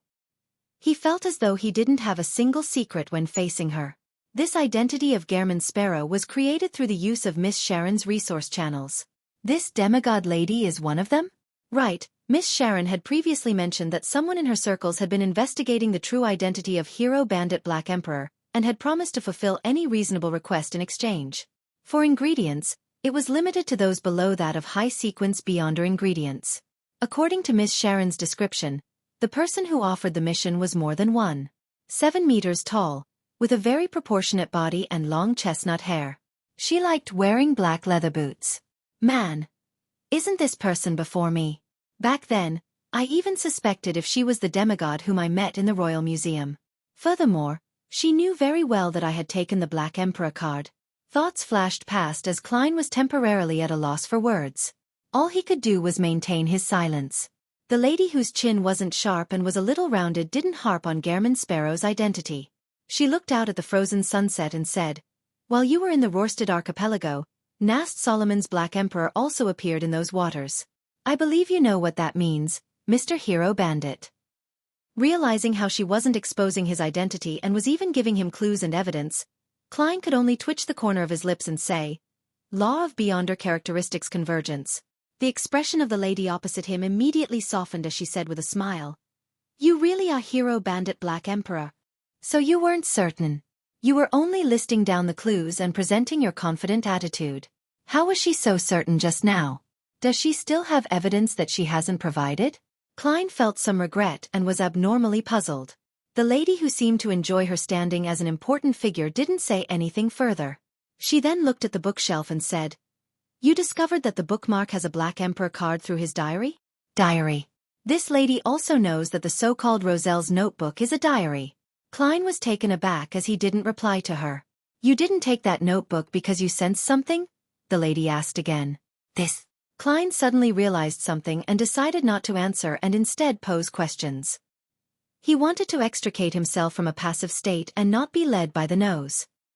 He looked at the lady's deep blue eyes and asked directly, "You are the mysterious person on the future who was secretly spying on me?" The beautiful lady who didn't allow anyone to come close replied frankly, "Yes. Katlia doesn't know that I've secretly boarded the future, but you actually discovered it. A clown's sense for danger? Based on the observation and the information from before, she can basically determine that I'm a faceless, a magician. From her tone, she's very familiar with Admiral of Stars. The upper echelons of the Moses ascetic order, or that Queen Mystic." Klein nodded and said, "That's right." The lady raised her chin and curled her lips up slightly. It's impossible for a normal clown to sense danger at this level, even if they're already a sequence 5. She has discovered another unique trait again. She knows the seer pathway very well. Indeed, I've been somewhat affected by the Grey Fog's powers, giving me a direct premonitory intuition even in situations that aren't dangerous. Klein didn't give her a chance to speak again as he asked in a deep tone, "Were the sounds of the door opening and the footsteps heard by Anderson Hood in the depths of the Hall of Murals yours? Are you referring to the hunter who's plagued by bad luck?" the lady asked in thought. "Yes." Klein nodded. "It was indeed me." The lady paused. "Inform that hunter of a prophecy. The most lethal danger often lies in day-to-day life." "What does that mean?" Seeing how she had no intention of explaining, Klein deliberated and asked, "You were the one that made me appear in the Saint of Darkness's dream?" The lady combed her long chestnut hair as she said gently but coldly, "That's not hard to guess. Through that dream, I confirmed that you took the remains of that sea serpent, Calvetua. And like before, you appeared using a spirit body state. You took away the item from John Cotman and vanished directly? Oh, you still carry the Black Emperor card." Klein didn't respond to this topic and switched to asking, "You are Queen Mystic?" "Many people call me by that name," the lady calmly answered. "It's really her. This lady's bounty reaches £650,000 just from Loan's bounty alone." Klein silently drew a gasp and said, "Ma'am, is there a reason why you are looking for me?" Queen Mystic used her blue eyes to look at him for a few seconds before saying, "I hope you can share with me the method to interpret the language created by Emperor Roselle. For that, I can satisfy most of your requests." Klein didn't admit or deny anything. He chuckled and asked, Don't tell me you're even able to give me the corresponding high-sequence Beyonder potion formulas? Queen Mystic had her bearing converged, but she said without any decrease in her dignity, "Your fate lies on the main peak of the Hornacis mountain range." This. Klein felt a baffling sense of shock. His eyes darted around. While he was considering a question, Queen Mystic stood up. "When you need some help or clues to a few cards of blasphemy, tell me the answer." She turned around and walked into the depths of the tidy and vast library. With each step, her figure turned faint before quickly vanishing. The library immediately collapsed. After a moment of feeling adrift, Klein found himself in the hall filled with beautiful murals. Anderson looked at him in shock as he blurted out, "How did you get here?"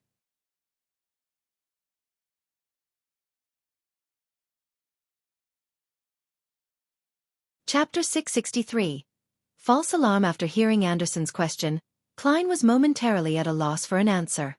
He couldn't just tell him that he had fallen out of a dream suspected to belong to Queen Mystic. He coldly looked at the unlucky strongest hunter, raised his right hand, and pointed upwards. "Is that so?" Anderson Hood nodded in enlightenment. "What did you figure out?" "I don't even know what I'm expressing myself." Klein discreetly twitched the corner of his lips and changed the topic. He said in recollection, "I met someone just now. Not someone we know? Not a member of the future? The person who came out of the door from deep inside the hall?" Anderson suddenly became excited. "This fellow doesn't put on airs of being the strongest hunter. He's like a breaking news reporter." Klein lampooned without answering him. He directly said, "She got me to pass on a prophecy to you." "She? What prophecy?" Anderson was somewhat puzzled. "If I were using my identity as Klein Moretti, I would have answered, 'Sorry, I've forgotten.' She only said it once." As Klein imagined the prank that wouldn't have happened, he said with a deep voice, "The most lethal danger often lies in day-to-day life." Anderson listened carefully as he drew a gasp. "That's just too accurate. I was drinking beer and nearly made myself a retard. Who would imagine that most of the alcohol on the future is problematic?" He ruminated for a few seconds and asked, somewhat worried, "That's it? Did you forget any details or keywords? I can tell that you're being provocative." Klein ignored Anderson Hood and walked to the entrance of the Hall of Murals, where he looked at Frank and Nina outside. Back in the library, he had been suddenly accused of being Hero Bandit Black Emperor by Queen Mystic. This inevitably caused him to be placed in a passive state. Afterwards, he attempted to throw her off and not be led by the nose. Therefore, he remained extremely nervous. His thoughts were completely focused on what he should say in response, without the time to consider the entire process and figure out the details. Now he finally had the time. First, what's most important is to understand a question. To what level of comprehension does Queen Mystic have towards my identity and Roselle's diary? Yes. She believed that I grasped the means to interpret the language created by Emperor Roselle, and not the language itself. Although the difference in meaning isn't great, it's enough to prove that our identity as transmigrators isn't something she has figured out or have any clues that point towards that conclusion. Miss Sharon isn't a rookie who just joined the mysticism circles or got herself involved in complicated matters. While getting someone to fake an identity for me, it's impossible for her to divulge who she's doing it for. Besides, the picture I provided was already Gehrman Sparrow's image. That means that Queen Mystic hasn't equated Sherlock Moriarty to Gehrman Sparrow. Yes, if she had already known about this, as I had previously imagined, a better form of address would be Mr. Black Emperor Sherlock Moriarty. This would have dealt my mental defenses a blow that was several times stronger than directly addressing me as Hero Bandit Black Emperor. From her standpoint, how did she gather useful information from scattered clues? She knows that the bookmark is the Black Emperor card. Hence, the spectre-like Hero Bandit Black Emperor and the strange spirit body who stole the card of blasphemy from the Royal Museum were connected together. Later, King of the Five Seas, Nast, suddenly appeared in the Rorstad archipelago. According to the law of Beyonder characteristics convergence, she guessed that Hero Bandit Black Emperor might have appeared in Byam and the archipelago. After her investigations, she discovered the familiar identity known as Gehrman Sparrow. Then, from his identical trajectory with Hero Bandit Black Emperor's actions, she made a prediction and engaged in pursuit. She infiltrated the future and observed me up close. This is logical, but there's a certain level of coincidences in all of this. King of the Five Seas Nast appears anywhere he likes. Perhaps he might be missing a particular lady from the Red Theater and got his ship to cross the spirit world to enter the waters around the Rorstad archipelago, Or perhaps Byam happens to have the high-sequence beyonder ingredients of the Black Emperor pathway that attracted him. There's no way to directly link it to Hero Bandit Black Emperor. Of course, it's not incomprehensible for Queen Mystic to make such a connection. Perhaps she abides by the principle of being wrong rather than feel sorry in regards to important clues. That's a good habit, but it's just tiring. There's also a high chance that she didn't lock onto Gehrman Sparrow immediately. However, with the reputation of the crazy adventurer Gehrman Sparrow becoming more prominent in the Rorstad archipelago waters and the city of Generosity Byam, she matched the timing after hearing the name, and then she came to a preliminary conclusion. Sigh, it's still better to keep a low profile in life. Thankfully, my acting has finally come to an end. Subsequently, I can make the identity of Gehrman Sparrow vanish. Klein ran through everything and felt that he had mostly understood the problem at its root. However, he had another thought and guess. It was the way Admiral of Stars Katlia had received Gehrman Sparrow on her ship. She had done it in an ostentatious manner, as though she was afraid that it wasn't known to the world that the crazy adventurer was cooperating with her. Perhaps she was providing a certain level of clues. Later, Queen Mystic came and learned that it was Gehrman Sparrow. After figuring out the trajectory of my activity at sea, she had a certain speculation. Instead of trying to pull a bluff, she was actually rather certain. Klein held one hand in his pocket as he walked out of the Hall of Murals. He then headed straight for Katlia, who was outside the Black Cloister. He planned on using her turbid state to question her. At this point, he had actually relaxed significantly. This was because Queen Mystic clearly only knew that Gehrman Sparrow was equivalent to Hero Bandit Black Emperor, and he was a beyonder who worked for some important figure. It didn't involve even more secrets. Even if she had connected the loss of the Black Emperor card that night to Detective Sherlock Moriarty who was nearby, that wouldn't be a huge problem. From a very long time ago, I had already equated Sherlock Moriarty to the world, and I also equated that to the blessed of the fool. Gehrman Sparrow is only an extension of that identity. This is my preparation for such matters. I always believed that I shouldn't treat others as retards. As long as someone is active, any clues on their trajectory and social connections would lead to exposure. Therefore, I prepared this identity ahead of time for these smart people. I also strictly abided to these settings even in my everyday life. And for the blessed of an important figure to have a basic understanding of Roselle's dairy is completely understandable and acceptable. It's within the realms of an ordinary bestowment from a special existence. You probably never expected that there's a mask under the mask. Amidst his thoughts, Klein also felt that the help from the grey fog and his caution had played a significant role. If he hadn't noticed that he had been observed by someone ahead of time while instinctively abiding by his will, he might have summoned the messenger under Queen Mystic's surveillance. The messenger alone might not expose anything, but it's worrisome that Queen Mystic might have a way of tracking it and finding Mr. Azek. From his recent sightings, it's possible for her to dig out my identity as Klein Moretti. Klein tore through a square filled with numerous giant arrows, walked out the Black Cloister, and saw Katlia sitting there as she hugged her knees just like before. She was staring at the beautiful sunset. Klein leaped onto the boulder and came to the side of the withered trees. He looked at the magnificent buildings on the opposite mountain and said in a seemingly normal manner, "At Nas, you showcased the star bridge to connect the dock to the ship. Were there any hidden motives behind that?" Katlia's head leaned to the side a little as she said, "I'm not telling you." Klein was momentarily left at a loss. He originally imagined that Admiral of Stars would be very honest in the dream world. He had never expected such a situation. Of course, this was also a form of honesty, but it was an honest personality. After 2 seconds of silence, Klein decided to pull a bluff. "You wish to use this method to inform someone that I'm worthy of attention?" Katlia exhaled and remained sitting there, hugging her knees. "Pretty much. It was mainly to tell others that if something serious happens or if I show obvious abnormalities, you will be the first clue." As expected, Klein sighed inwardly. He knew that Admiral of Stars had done such a cheap trick to protect herself, but as the fool, he needed to punish her for such actions. "However, I can't use this matter to act up. It will appear as though the fool protects his blessed too much. That will be quite lacking in standing. Yes, Admiral of Stars must have done more than this. I can tabulate these series of actions as one and punish her for them." Klein quickly made up his mind. He wasn't as flustered towards what he encountered in this dream world again. As for Queen Mystic's suggestion, he didn't even consider it. Emperor Roselle's diary contained matters of his transmigration and Earth. If he taught Queen Mystic how to read Chinese, she would discover this point and make even more critical guesses. She must have her qualms about the important figure who can randomly lend out the sea god's scepter, so she wouldn't take any forceful actions. If there really are any matters that need her help or if she has some dirt on me, I can agree to help her translate a few important pages of the diary she wishes to know about. But I'll definitely not teach her Chinese. Yes, even if I translate it, it will be watered down with the use of synonyms. I just need to maintain the main points. That way, she has no way of reverse engineering the language.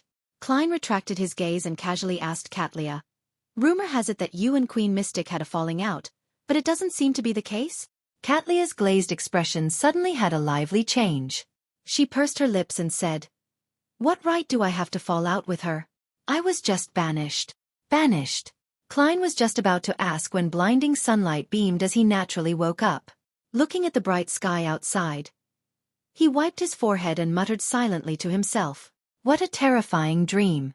After dealing with his wistfulness, Klein rolled off the bed and came to the deck.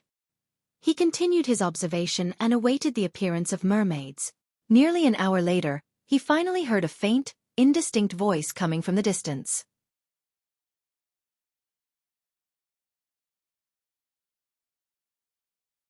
Chapter 664. Every second counts, mermaids? Klein felt delighted as anticipation and excitement filled him. Having left Backlund for nearly 4 months and experiencing a series of events, he finally arrived at the destination of his travels. He was completing the last condition needed for him to advance to Sequence 5 Nimble Right Master. His irascibility and frustrations had been constantly growing ever since he entered these waters, and it was all thanks to the waiting. The various ridiculous and humorous matters on the future, the matters that seemed abnormally harrowing on careful thought, and the dangers and unknown things contained within the night, noon, and dreams in the ruins of this war of gods had left him even more mentally tense. He lived through every minute and hour with great torment. Now, the pressure from these emotions finally had a chance of being released. Phew! Klein slowly heaved a sigh of relief. He directly returned to the cabin and entered the room that belonged to him. Without being flustered or letting the joy get to his head, he followed the planned sequence of taking out Azek's copper whistle and Willow Septon's paper crane to interfere with the possible spying of Queen Mystic. After taking out the remnant spirituality of ancient wraiths, the pair of eyes from a 6-winged gargoyle, Drago bark, and a metallic bottle containing Sonia Island's golden spring from his suitcase, he spread them across his desk, entered the bathroom and locked the door. He then familiarly set up the bestowment ritual. After setting up the ritual, he wasn't in a rush to go above the gray fog to respond to the prayer. Instead, he set up another ritual of summoning himself. While taking 4 steps counterclockwise and chanting the incantation, Klein arrived above the gray fog. He responded to the summoning ritual and used his spirit body state to come to the real world. He then brought Tinder back to the mysterious space. After doing all of that, Klein didn't relax. He came to the seat of the fool, conjured a pen and paper, and quickly wrote the divination statement. The singing ahead comes from mermaids. Taking off his topaz pendant, he used divination to confirm the situation. The singing ahead of the future was from mermaids. After calming his emotions, Klein summoned the iron cigar case from the junk pile and made it land on the ancient mottled bronze table. With a snapping sound, he opened the lid and saw the pupil-less all-black eye sitting there in silence. He could sense the extreme madness and danger from it, but it appeared to be in deep slumber. After observing it for 2 seconds, Klein took out Tinder and slowly wore it on his right hand. After completing all of this, Klein didn't hesitate and reached out his right palm and spread his fingers. All sorts of blobs of light surfaced before his eyes. Grayish-white, bronze-green, dark red, and black colors formed the foundation of this mysterious space. And inside the all-black eye, there was a flaring and flailing iron-black beam lingering around the remaining colors. Without using his spiritual intuition, Klein knew with certainty through his understanding of objects that the true creator's mental corruption was represented by this iron-black light. Feeling extremely wary, he closed his fingers and grabbed at the target before turning his wrist. The iron-black light was instantly extracted as it fused with Tinder. Immediately, the illusory, evil, terrifying, and indescribable ravings boomed in his ear like déjà vu. This destroyed his line of thought as it ground at his psyche. It brought about a fracturing pain to his brain, but it was soon repressed by the gray fog's power and turned completely silent. Klein didn't think further. He followed his plans and reenacted the trial runs that he had practiced numerous times by grabbing tinder with his left hand, pulled it off, and threw it onto the stone ground of the magnificent palace. Right on the heels of that, Klein grabbed the all-black eye, which was now completely fine. He quickly replied to the bestowment ritual and passed the nimble right master beyonder characteristic through the illusory door and into the altar in the bathroom. He didn't dare delay any further. All he did was glance at the evil exuding tinder, which was tainted with an iron-black color as its fingers twisted and its palm cracked opened. He then used his spirituality to envelop himself as he stimulated a plummeting sensation to return to the real world. Klein opened his eyes, grabbed the all-black eye on the altar and ran out into his room. While doing so, he had a thought. If I allow creeping hunger to watch what happens to tinder and its outcome, I wonder what its thoughts would be. Coming before the desk from the side, Klein took out an iron pot that originally belonged to the future. He then poured 80 milliliters of Sonia Golden Spring into it. As the pale gold liquid slowly spread out in a clear and transparent state, it made him subconsciously feel thirsty, as if he wished to drink a cup of it to quench his thirst. The items, Drago bark, eyes of the six-winged gargoyle, and the remnant spirituality of an ancient wraith, were thrown into the pot by Klein, causing different reactions. Finally, the potion turned into a pale gold color, but it looked ethereal as though it was weightless. At this critical juncture, Klein became abnormally calm instead. He steadily picked up the pupil-less black eye and dropped it into the potion. He had already confirmed that the true creator's mental corruption hadn't penetrated the gray fog or returned inside the all-black eye. And this was something he had expected. The all-black eye was instantly submerged by the pale gold liquid as the surface began bubbling. Every bursting bubble made the potion turn blacker. About 10 seconds later, all the changes came to a halt. Inside the pot, the potion took form as a completely black liquid. Inside, it seemed to contain countless tiny worms that were squirming about, worms that couldn't be seen by the naked eye. Klein took out a gold coin and made a quick divination as a confirmation. After receiving the revelation that it was a success, he heaved a sigh of relief and poured the nimble right master potion into a metallic bottle he had prepared and stuffed it into his pocket. He didn't act in a fluster or rush. He followed the process he had planned by quickly clearing up the altar in the bathroom, and he retrieved Azek's copper whistle and Willa Septon's paper crane. At this point, he walked out of the cabin and onto the deck. At this moment, the symbols and magical labels on the future had once again lit up, forming a resplendent sea of stars. It significantly reduced the mermaid's singing. Rumors claimed that the singing of mermaids could make humans lose their reasoning and turn irrational. They would then jump off their ships to become food for the mermaids. Klein subconsciously nodded at the window corresponding to the captain's cabin. Admiral of Stars was standing there as her body swirled with starlight. The gaze she sent back at him appeared mixed. "Have you recalled what you said and how you acted in the dream?" Klein lampooned as he said with a calm expression. "I need a dinghy. It has already been prepared." Katlia pointed towards the shipboard without any signs of surprise. Gehrman Sparrow had mentioned that his purpose was to seek out mermaids back when he hired the future. Soon, Klein left the future and the protection of the resplendent sea of stars. He headed into the ocean on his tiny dinghy. As the singing grew louder, a voice seemed to drill into his spirit body, numbing his body, making him wish to hear more of it. This was far from sufficient for Klein. Besides, his spiritual intuition told him that he needed to be closer to make the singing clearer so as to satisfy the requirements of the ritual. Storm. Klein took out a charm made of tin, and he summoned a controllable gale that could push the dinghy ahead. After an unknown period of time, the mermaids' singing increased in volume. They were so clear, it was as though they were singing softly by Klein's ears. Each tone stirred his spirit body, and the melody was intoxicating. Klein felt his mind adrift as he nearly jumped into the sea and swam towards the source of the melodic singing. He tried his best to control himself and discovered many reefs ahead. Figures were seated at its edge as they sang. These creatures with a human head had quite some beauty in their clear, pure eyes. Their breasts were lifted up high, but they were also covered by dark red scales. The lower halves of their bodies were comprised of massive fishtails as they rhythmically struck the reef. The mermaids looked different and had different colored scales. From a human standpoint, they were all a different kind of beauty. Klein relinquished his control of the dinghy, raised his right hand, and reached into his pocket for the potion. At that moment, the mermaid sensed his approach and looked over. Then these creatures, who were also known as sirens, stopped singing out of shock. All of them leaped into the water with a splash. "Don't go!" Klein feebly reached out with his right hand. Isn't it said that you use your singing to attract humans for food? Why are you running with a human here? I'm not a bad guy. I'm only here to listen to your singing. At this moment, Klein's heart was filled with what the fuck emotions. He soon discovered that the mermaid's singing didn't completely stop. Further away on the reef were a few mermaids with their backs facing him. They didn't discover the fleeing of their companions, due to the crashing of the winds as they continued boldly singing. Klein's mind stirred as he thought for a moment and took out a charm. This was the charm from the sea god domain that gave the user affinity with underwater creatures. Storm. Amidst the incantation, blue flames enveloped the tin plate, making it vanish from the real world. Although the remaining mermaids noticed him, they didn't flee in fear. Immediately, Klein took out the metal bottle containing the Nimblewright Master Potion and unscrewed the lid. He made every second count so as to prevent any mishaps.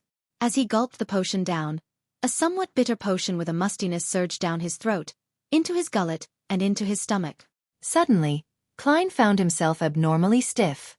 He felt as though he had returned to Tingen, back when he was being controlled by the strange puppet known as Sealed Artifact 2-049. He tried moving his joints, but he felt as though they were filled with lead. At the same time, he felt that tiny worms were boring into every one of his cells and into his spirit body. His thoughts slowed down as his brain reflected the gradual loss of control over his body. The mermaid singing floated over, stirring those desires, the accumulated fanaticism and infatuation, allowing Klein to hold on to his final lumps of emotions. Through this temptation, he slowly escaped the state of petrification. A grayish-white fog quickly surfaced before his eyes as he heard the illusory ravings of Hornacis. Phlegria. Hornacis. Phlegria. Compared to his advancement to a seer, clown and magician, these ravings appeared staccato, as though they were being disrupted by something. It's different from when I became a faceless. The ravings are clearly much stronger. It can intermittently break through the obstacles produced from the fusion of the powers of the gray fog and reality. I can think again. Klein was delighted as he attempted to raise his arm. His joints still felt heavy, but the feeling was weakening. At the same time Klein saw his present appearance. His skin was yellowish-brown, like a puppet that had been buried alive for years with old bandages. Fleshy tendrils were hidden beneath his skin as they squirmed, separated, and fused. Klein immediately outlined the countless spherical lights in his mind, and he used cogitation to calm his present state. During this process, the mermaid's singing continued to reverberate in his ears, allowing his joints and muscles to twitch before the numbness slowly receded. After an unknown period of time, Klein opened his eyes, his body having completely restored to normal. He took a deep breath and silently sighed. Finally. I'm finally a Sequence 5. I'm finally a Nimblewright Master. You're tuning in to the Xueqi's Martial Arts Saga YouTube channel. Don't forget to subscribe and join us on this journey to catch the most captivating stories.